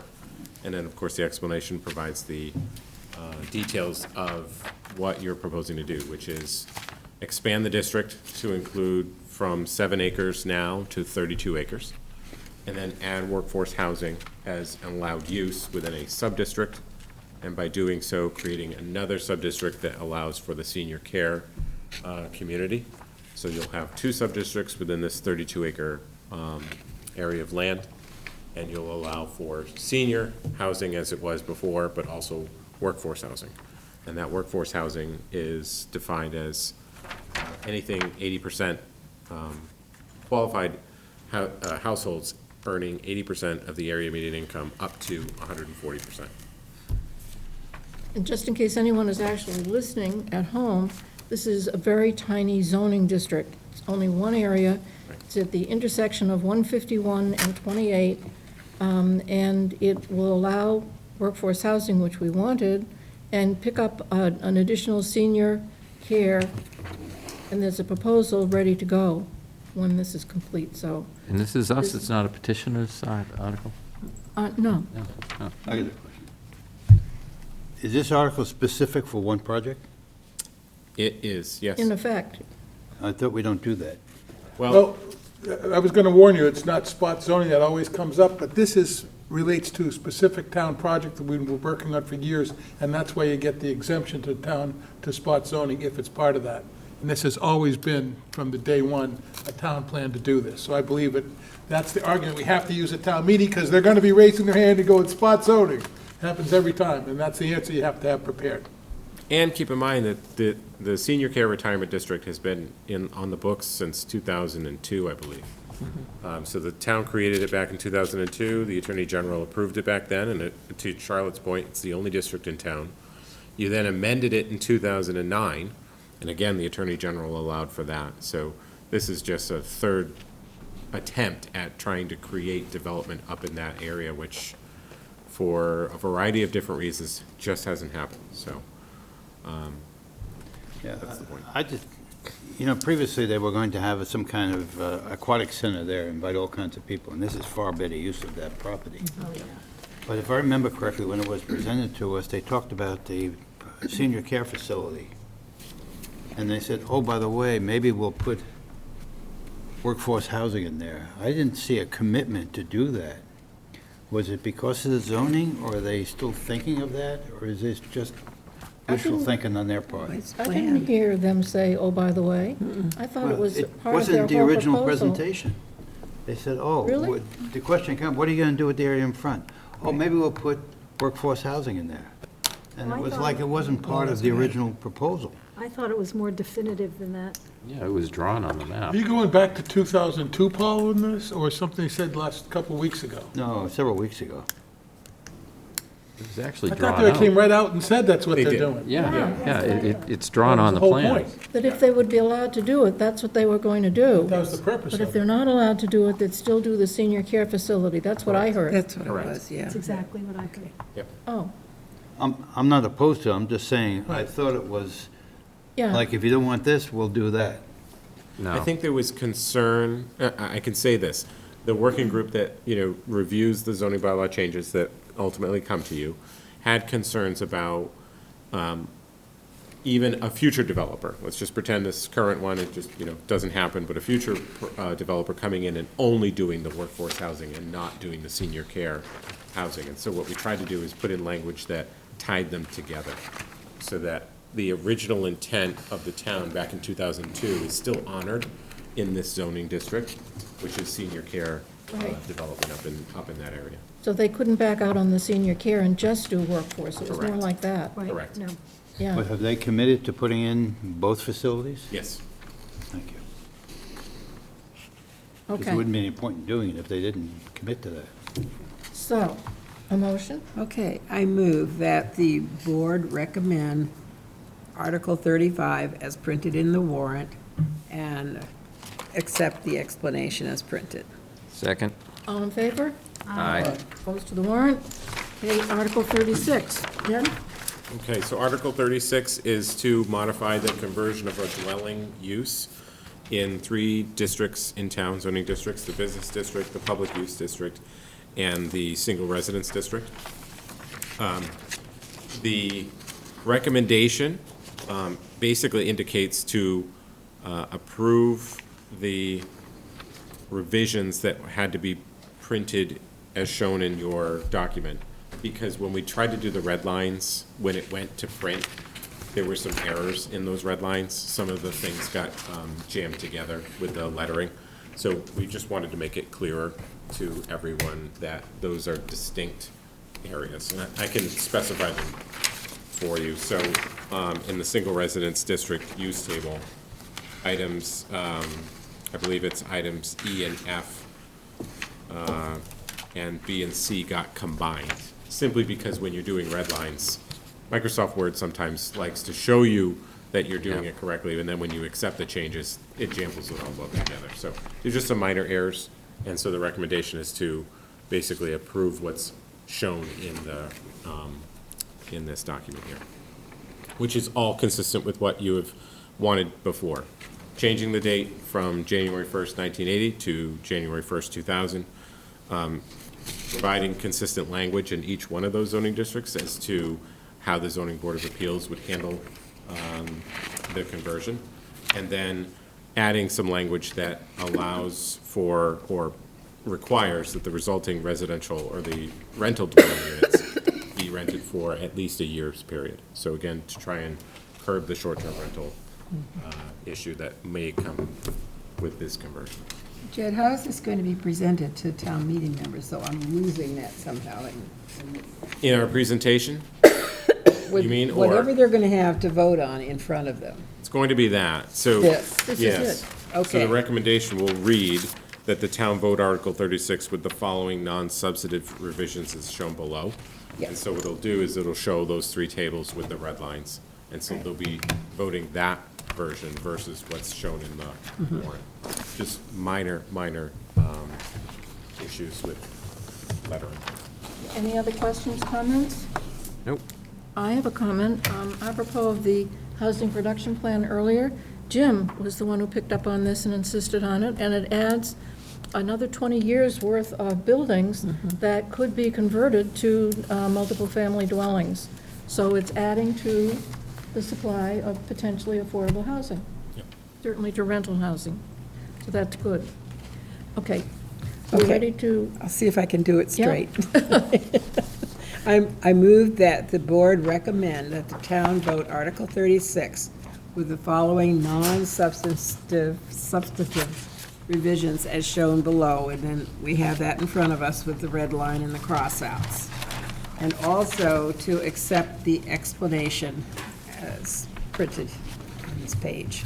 I'm missing that from my thing also. It's the last Oh, there page. there it Yeah, is. it's right there. Mine is right there, okay. Okay, is there a second? Second. All in favor? Aye. Goes to the warrant. We received, did this make it to, no. In your book, immediately after the pages about the warrant articles, dated February 15, so this has just been received by the planning office.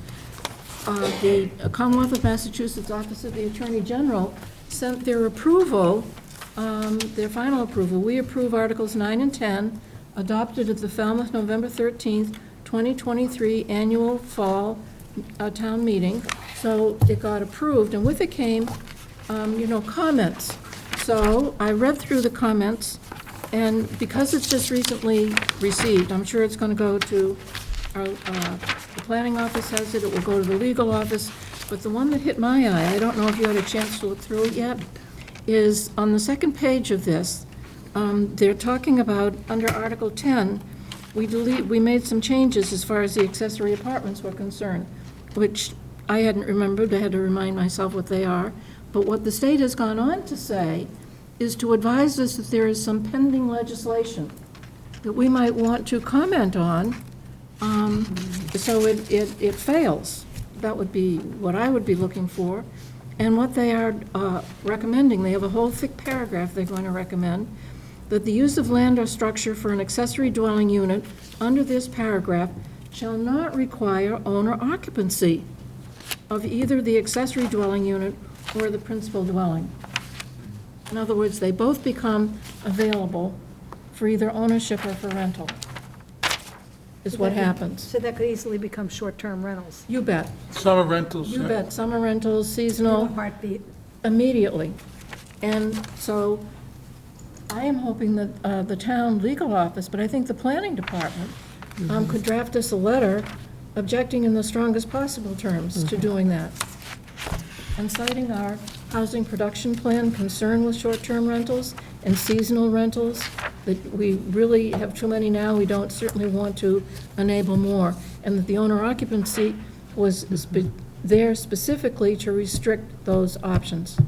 This is the state so saying that they want us to do this, and we're going to say we don't want to do It's been proposed it. at the legislature, it says pending, and it doesn't say pending, still in committee, pending out of committee, going to happen pretty soon, you better watch out. It doesn't say where it's Yeah, pending. the state treats every part of the state as one, and they don't differentiate between those places that are resort places like the Berkshires and the Cape. Right. And they need to do that because it is a different animal. I mean, nobody's going to vacation in Reading. I mean, Right. you know, Well, nothing against Reading, but, you know. Be careful. Right. I mean, it just flies in the face of everything we've been talking about. that we I can wanna give do. some background and history because I was really involved in crafting this bylaw. And this was a piece of sausage we put together because of opposition. Yeah. And we put this language in particularly to get the votes. Okay, and that's why it was done. I don't have a problem with this recommendation. I specifically, or we, I should say, Pat and Bob and I, in dealing with, talking with different groups, and it was even individuals, this is how we got their vote. Yeah, it wouldn't have But- passed otherwise. Yeah, it wouldn't have passed. Well, that's how we got the 40%. This is how we got it passed on a voice vote at town meeting. Immediately after this, the ZBA proposed a negative vote on it. They got up and gave a PowerPoint presentation against us, and then town meeting just approved our thing on a voice vote on it. So, I mean, it was hard work going out to all the different groups.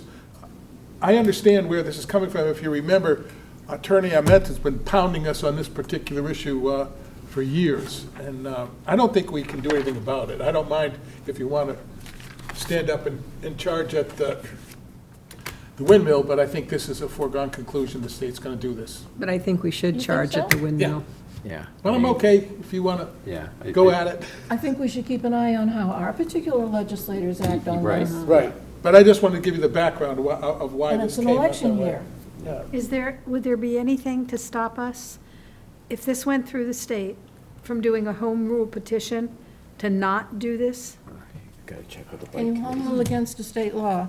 I think that that is probably disallowed just for an efficiency point of view, but I don't know. I would suggest we could pick better fights. I don't know, this is pretty substantive. I think it is. You can take the charge. Well, I did the last one. Okay, we're gonna go with it.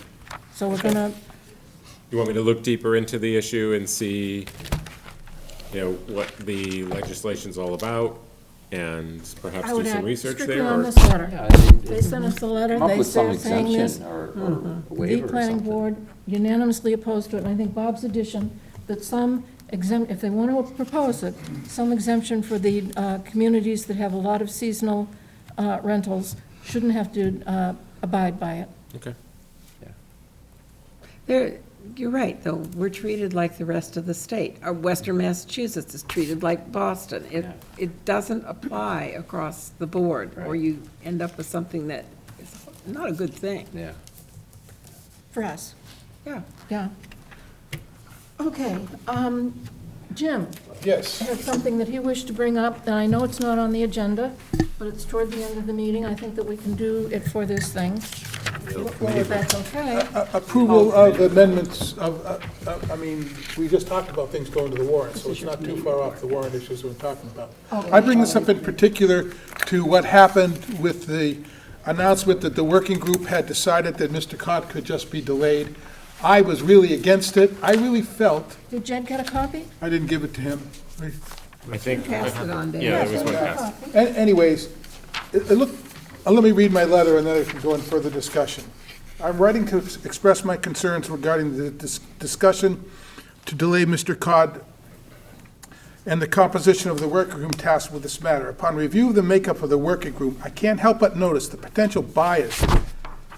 The changes proposed in this bylaw, it appears that there might be inherent conflicts of interest within the group that would influence decision-making decision. Furthermore, it's come to my attention that significant deliberations and decisions regarding this issue have been made during town hall meetings without public notice.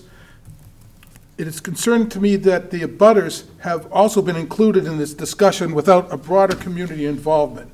As a member of the community and of the planning board, I was anticipating a transparent and open discussion making the process on this issue. However, it seems to me it is evident that decisions and deliberations had already been made before the planning board meeting took place. I strongly believe that transparency and inclusivity are essential matters that impact our community. Therefore, I urge you to reconsider the consultation of the working group to ensure that further decisions regarding Mr. Cod are conducted in a more transparent and inclusive manner.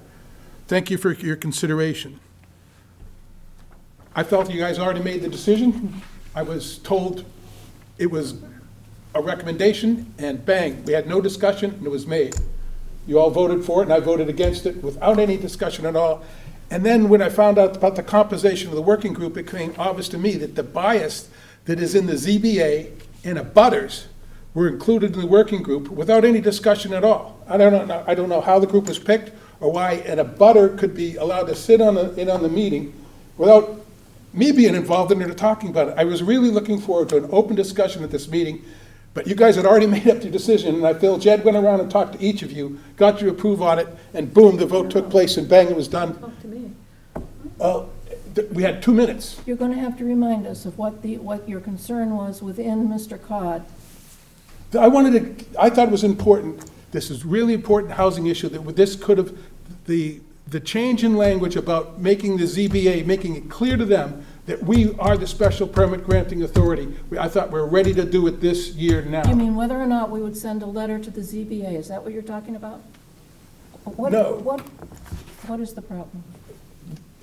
Our town building inspector has taken a position that the ZBA is the special permit granting authority for this permit. And I thought our bylaw was clear that we were. And all I was hoping that we would just restate that clearly and say, this is what we meant on that issue alone. And to find out that we have an abutters to sitting in on the meeting, I think is outrageous. Okay, let me talk about the composition of the Mr. Cod committee. Okay. Okay. You mean the working group? The working group is what I was talking about. And it's the working group that's working on recodification. Is that the working group? It is, but what? Then let me talk about the composition of the working group that's worked on recodification. That group has been together for 5 years? Quite a while. They've been there as long as you've been chairman, I can tell you that. They weren't here when I was chairman. Maybe longer? It didn't exist when I was chairman. It was my first year, and I joined it thinking I could learn Right. something. Okay, so, Because I never had anything to do with it. And I Right. was shocked to find out but here's, the intensity. now I'm No, go- but the town, the makeup of that group is the exact same group that I've been trying to take away the special permit granting authority. And I think you've just created, I don't think it's an open meeting. I don't believe. it is not an open meeting. Here is the But they're making big composition of the meeting. decisions. No, we did not. Not the way you're saying. Address the But- abutter okay, issue too as well. Now it's my turn. The composition of that group was determined by positions, not by people. And it would have 2 members of the ZBA, 2 members of the planning board, staff from the ZBA, staff from the planning board, the building commissioner's office, the legal department, Frank sat on it the whole time, and did I forget anybody? Planning. Planning, I said planning staff, Okay. ZBA staff, and so that was, who was there? Some of the people changed during that time, because it was a long period of time. ZBA members changed, actually. You said 2 ZBA, 2 planning board, 1 legal, Yeah, one legal, and who else? 1 planning commissioner. Who? The Building. planning, not, building commissioner. Building commissioner. Building commissioner, sorry, a building commissioner, ZBA staff, ZBA staff, planning staff. yes. At one point, didn't we have water department or a sewer department in there too, long time No, ago? we've never had any of the Not other while I've been people here. that sign off when Okay. we see site plans and all of that. So there's 8 So people on that committee. Yes, and it went on and on and on, years' worth. So that's who was there. The issue that we voted on that you think that was an unfair vote had to do with underlying zoning and Mr. Cod. Mr. Cod is an overlay district, and it sits on a couple of different zoning districts, BR and business zones. That's the underlying. And the unfortunate thing that happened, that we were not paying enough attention to when the little group got together to design Mr. Cod, is that the underlying zoning lifts up. Excuse me. And you get stuck with it. And we got stuck with it In the on Mr. opinion Cod. of your group, No, it wasn't in the opinion of the group. That by then had gone to the full new legal department, different crowd of people. It had been all over the place, and it's the way the law works. And you can look it up in state law. I think the makeup reflection on how they dealt with this issue, I believe there's an inherent bias in the working group as it relates to keeping the status quo with the special permit granting authority staying in the hands of the ZBA, that it's overloaded in their decision, and I felt left out of it. I worked on Mr. Card for a long time. I'm just telling you, I was shocked at how fast everyone else agreed that we weren't going to go forward on this year. I thought it was very forward. And then when I found out you had a butters sitting on the meeting too, I thought it was ridiculous. We didn't have a butter We sitting didn't in know. our. Well, I heard the name of the group, and I know one of them's a butter, and somebody should have been paying attention to that. No other people sat in on that group, none. Only the people I just named, Well, the the positions. first time I ever heard the names was when Bob Ament asked the question, who the name of the zoning board, it was just a couple of weeks ago.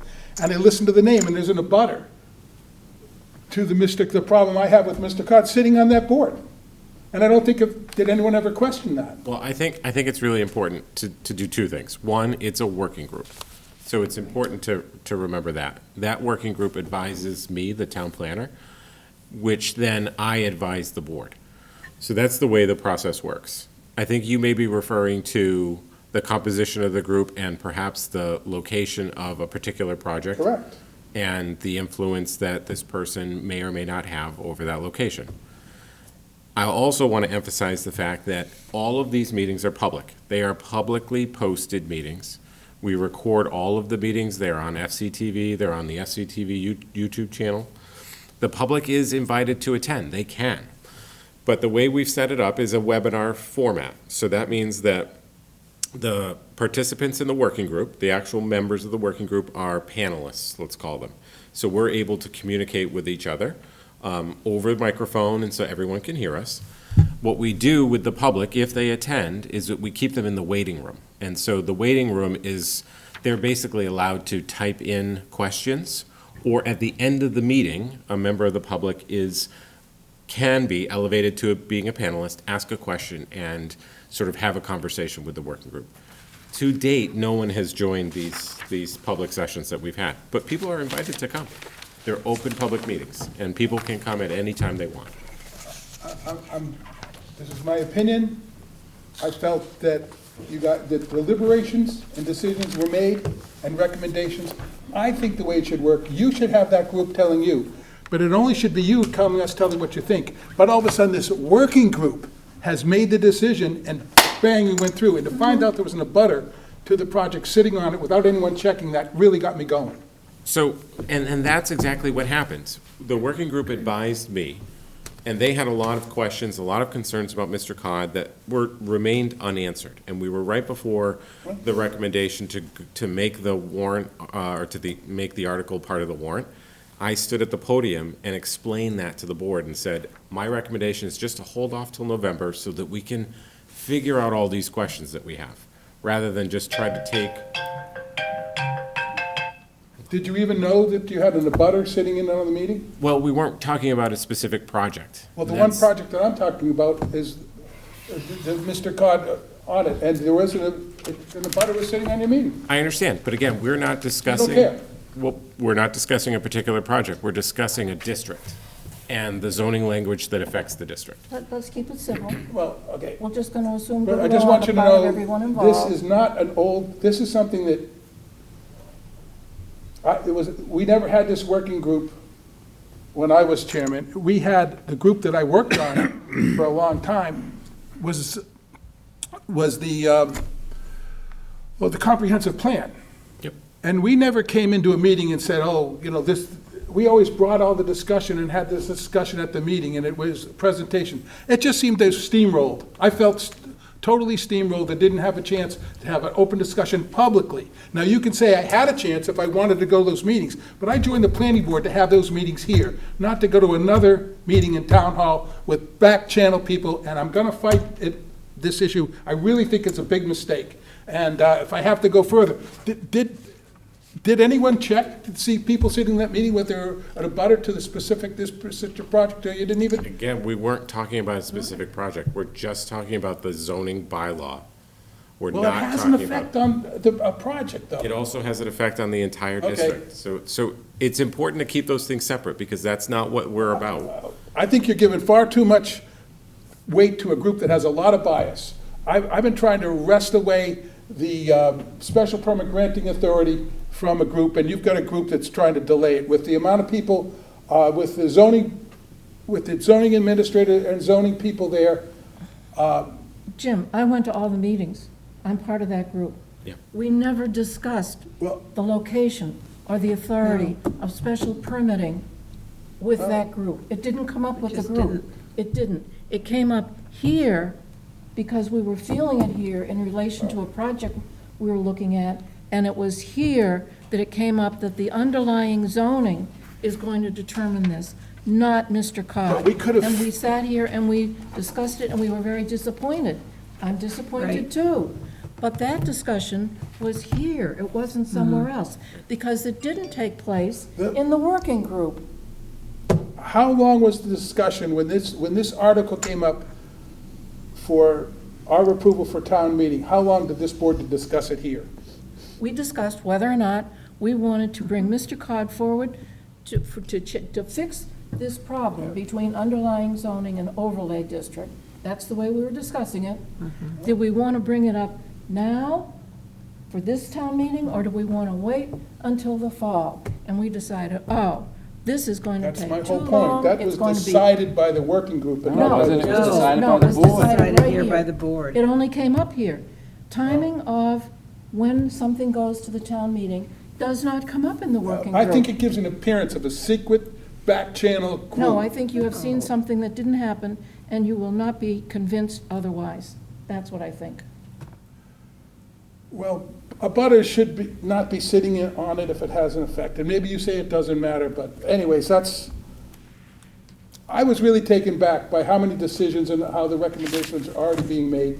And for me, it definitely has an appearance of, You don't care Not to a recall plus. that the conversation was here? that vote that night the discussion was minutes, maybe 5. Maybe we definitely had discussions at other times, but the decision to delay is what I'm talking about. Exactly, and And that that- decision was here. It wasn't anywhere except here. Except it was very quick, done, no real You discussion. can only have a and- discussion if people raise their hands and want to discuss. We had discussions on all of those, and one of them we decided that we could just cross out, remember, in 2 places. I just felt, Yeah. That was the senior care. And then on that one, there were too many potential underlying issues, Right. which we brought up, we discussed here, and we decided, no, we couldn't take it to this town meeting, we will wait until the fall. Indeed, speaking of decisions made elsewhere, as a result of your annoyance with all that and our disappointment with the way it went, we decided 3 of us would meet with the town manager and discuss the business of special permits and how it was being managed, which we have done. Right. And as a result of that, you all will want to know that we may or may not, but we asked for joint training of the ZBA and the planning board, so we all know the same thing at the same time. And I understand that the legal office is going forward and planning training for us. Good. So this is all coming forward. But not that we did something wrong. well, I was shocked to see you had an abutter sitting on it, and he's not even a member, he doesn't even fit your definition anymore, he's just an abutter. No conversation about who had a special permitting authority occurred there. None. I thought it was very important to me, it was very important to me, and I was really disappointed in it. And I still feel the same way. Jim, I understand you're upset by it, and I really do. I encourage you to watch the videos that we post. I can't go to another meeting. You're telling me that I have to go, not only for me to have a chance to have an open discussion at this meeting, I now have to start sitting in other meetings? No, I'm I'm just. objecting to He that. just said maybe you should watch the video. Okay, I'm done. I've made the writing to all of you. You've had it. Obviously, you all disagree with me. And I just want to make my point. I think having, anyways, And now you want to make it again. I'm done. Thank you. I'm done. Oh, wait, announcements? Do we have any announcements? Don't forget committee reports. Oh, committee reports, excuse me. Yeah, I got a couple. I'll ask my agenda. As you know, I attend the Water Quality Management Committee meeting, and Right. they've had a series of meetings going on, and the Green Center has been making presentations to them quite a few times about the urine diversion Right. pilot project. And every time there's a meeting, about 40 or 50 people show up, and they crowd the meeting, obviously in favor of having that committee that pilot project go forward. At the last meeting, the committee voted in favor of recommending the article at town meeting. However, the select board meeting discussed it, and the whole group showed up again, but they had not made a decision at that time. So I don't know if the select board's going to recommend it or something different. But the committee voted in favor of the pilot project. It's a $1.9 million project. It takes 5 years or something like that. And they're going to have a significant 50 or more participants putting in these urine diversion toilets and so forth. And there's a lot of local support for it, particularly against the Water Quality Management Committee up to that point. I believe the committee considers it an alternative option, like, what's a few of those? The reactive barriers, or even shellfish working as an alternative tournament. The state has not approved it, and part of this would be to go up to the state, see if they would approve that particular procedure as a option that can be considered in the planning for wastewater in the town of Falmouth. Well, what's your take on it, Paul? What do you think? Well, frankly, it's a process. It's not just putting a collection system in. You got to store it, and the urine deteriorates over time. No, Then you got to have somebody take it away to a treatment process. It's not clear what treatment's going to be used. And then you have to come up with some kind of regulation that allows it to be used on plants and other things, obviously not edible. But the argument from the Green Committee is that there's a large amount of nitrogen in urine. And by diverting that, they save a lot of money on sewers. Now, that'll only work in certain areas, but I'm somewhat skeptical. But there's so much pressure to move forward that the committee finally approved the recommendation for it to go forward for $1.9 million at town meeting. So it's going to town meeting now? It's going to be a town meeting. What the select board does, I don't know. Jim? I have a question. This sounds a lot like a few years ago where we were supporting the composting toilets. And we did the same thing, and we had this big thing with composting toilets, and nobody agreed to put them in their house. Yeah. And it died. Is this going to be the same thing, or do you actually have 50 people that are ready to do it? Well, people that show up are in favor of it. I And of understand. course, the people who want to sign up for it are the ones in favor of it.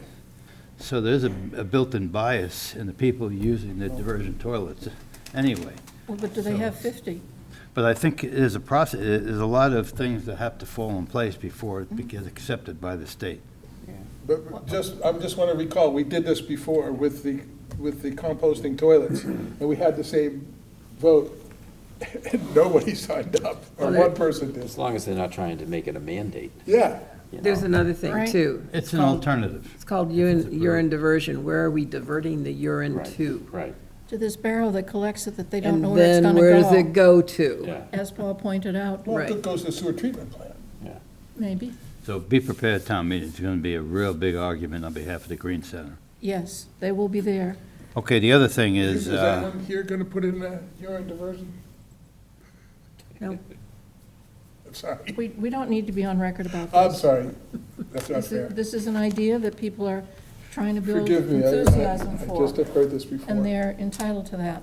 there was also a very good presentation of Resilient Cape, Woods Hole by Woods Hole Group.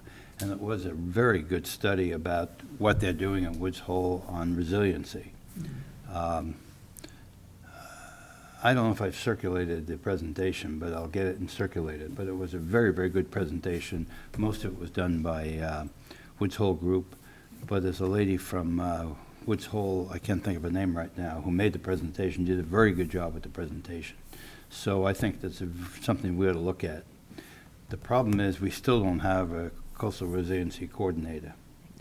And there's supposed to be something on the town meeting to go forward with it. The last time in April, I spoke with the town manager and I said, I wish you'd have something a little more positive and say you'll consider it in the future. They have to put money in and get someone in that position. And the argument the town has, well, we just got someone with sustainability. And although she is excellent, and she did the work for Hui, that was a very, very good report. But that's not coastal resiliency, that's a totally different subject. So, Oh, I think you should also point out that it's not only, you've got the institutions, and you've got the whole of Woods Hole cooperating in this whole resiliency planning and what's happening, and they're Yeah, making it happen. yeah, they're doing a very good job down there, and that was one of the recommendations of the report. That's good to know. So I'll get that copy of their presentation, and I think it's worth looking at.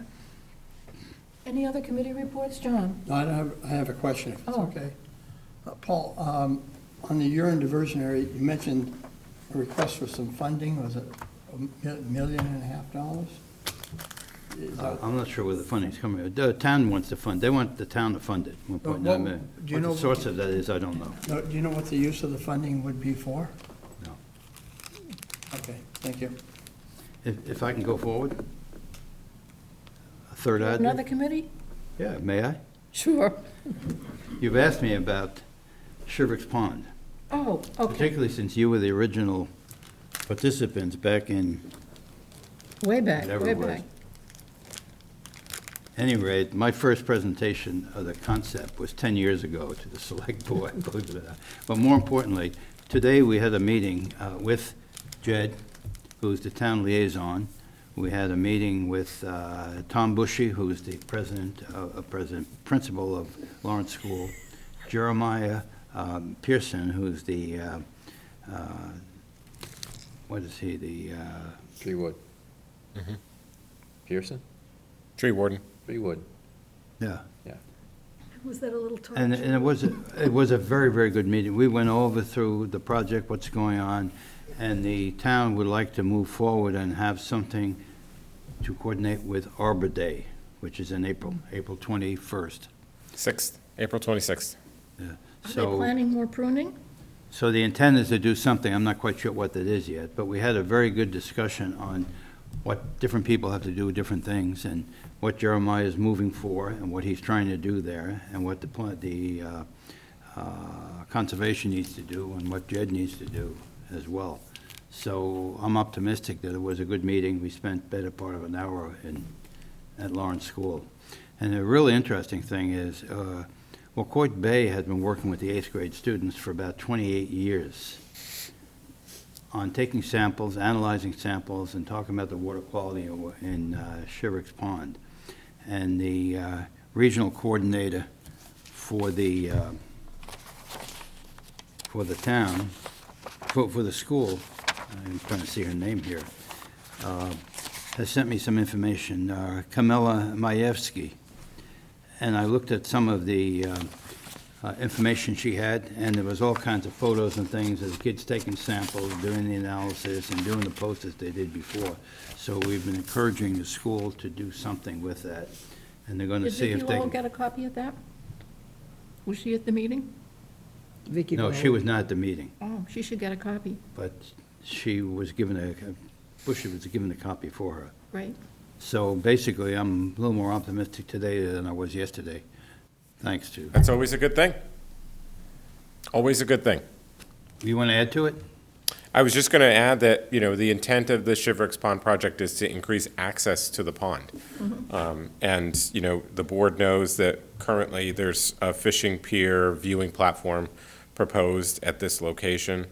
Paul has been working really hard to create an access park in this triangle, which would include, you know, park benches, a little bit of a walking trail, some informational kiosks about the water sampling that he's described. Also, the town is pursuing a shared use path along Catherine Lee Bates from approximately this area in Shivrix Pond all the way out to Palmer Avenue. There's going to be a walkway to the viewing platform, and then ultimately, the long-term plan is to create a pathway along the western edge of the pond that comes all the way up to the school property.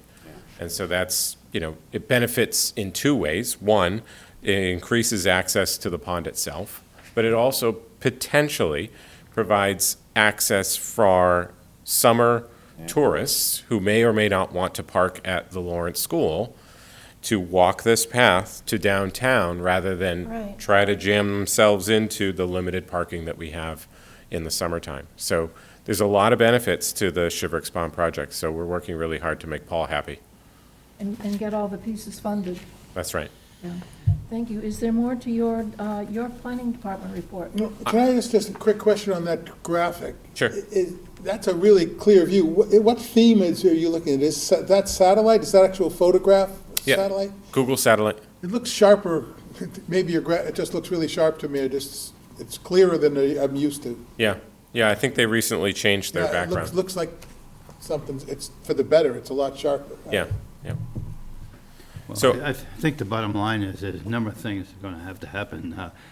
Obviously, there'll be a presentation to select board at some point in time. There may be a requirement for public hearing. We don't know if that's necessary or not, but maybe a requirement for that because people are asking about what's going on. I frequently get calls on that. So I put together a lot of stuff that would help us on putting a package together when appropriate. So the intent of Jeremiah is at least have something there. And we've got $50,000 at the behest of Dylan Fernandez from the Department of Recreation and Environment and Recreation. Conservate, yeah. And we're dedicating that to the pond, to the park. Oh, that's wonderful. And he's running for reelection, so surely he'll show up when there is some kind of event for it. And everybody else will as well. So we may be seeing something exciting happening this spring. Yeah, he's running for a different office. I was going to say, he's running for a new office, not for reelection. Right. For Sue Moran's seat. Yeah. Yeah. Sorry? He's running for Sue Moran's. He's running for Senate. Yeah, Right. yeah, so So I'm sure he's that's gonna show up. Yeah, he definitely would.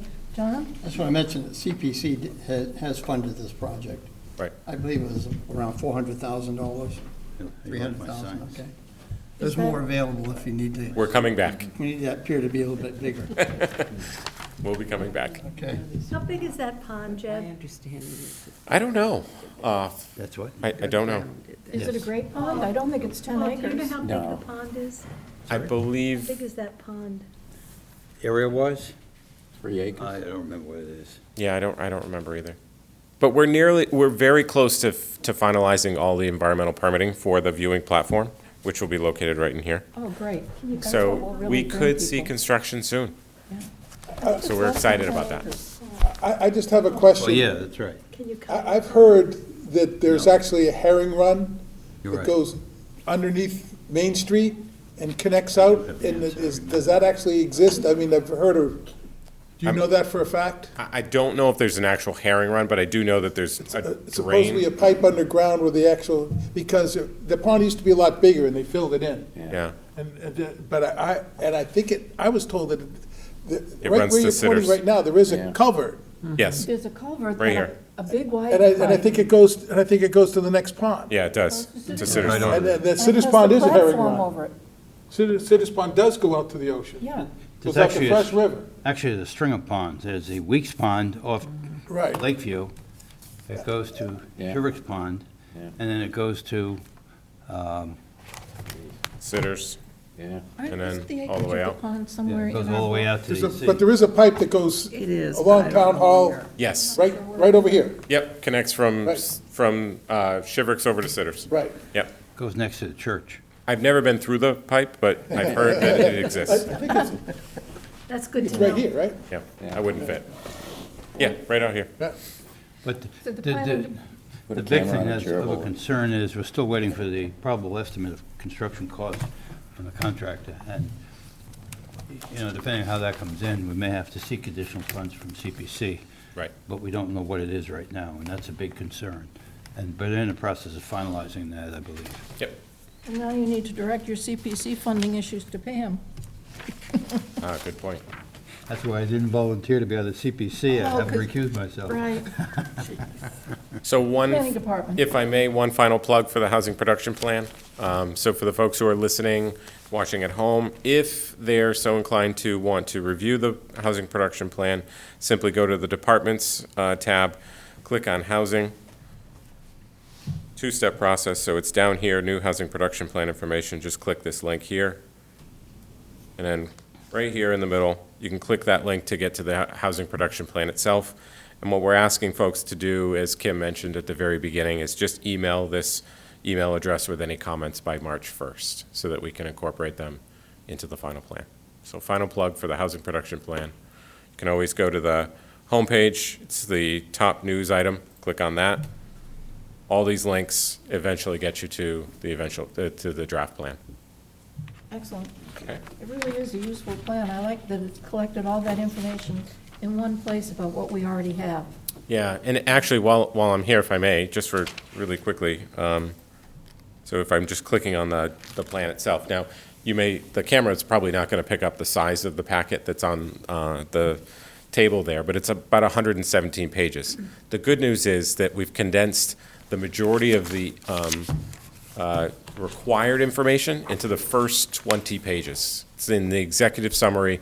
It covers all of the goals and strategies. It's the information that's really necessary to understand what our goal is for the next 5 years. The remainder of the plan is all of the supportive data and analysis that the consultants had performed to support those goals and strategies. So if you're really interested in the plan and you want to see what it says, just read the executive summary. And it has wonderful maps in it, Yes, it so does. that you can locate where is the zoning, what's allowed there, where is the housing. Yep. It's really very thorough. Okay, Did you grab my let's wrap agenda? this up. I had It it right needs to here go when you home. couldn't find yours. That's yours. I have I would that guess. because I brought that with me. I knew you couldn't find it, and so I I put it have this here. one. I have more than one? I don't know. We That's, can find this out. oh, but in it's the this journal. one, right here. Same thing that we did on. Yes. What'd you, Wait a minute, 72? Yeah. As I mentioned during the meeting, got it? it would be helpful if you had short-term, I had one long-term. last thing. I wonder, do They you all should- because subscribe what are to they the doing? enterprise and you got the short-term rental article? Yeah. So that we all saw this? Yeah. We brought up the short-term rental issue with the town manager also, and have the sense that the planning board is attempting to put together a working group on it. Be advised. So, is there anything else that needs to come before us tonight? Parking restrictions. We don't have any correspondence. Our next meeting is February 27th, sooner than usual because this was put off a week. Okay. Move Move to adjournment. adjourn? Second. All in favor? Aye. Aye. Adjourned.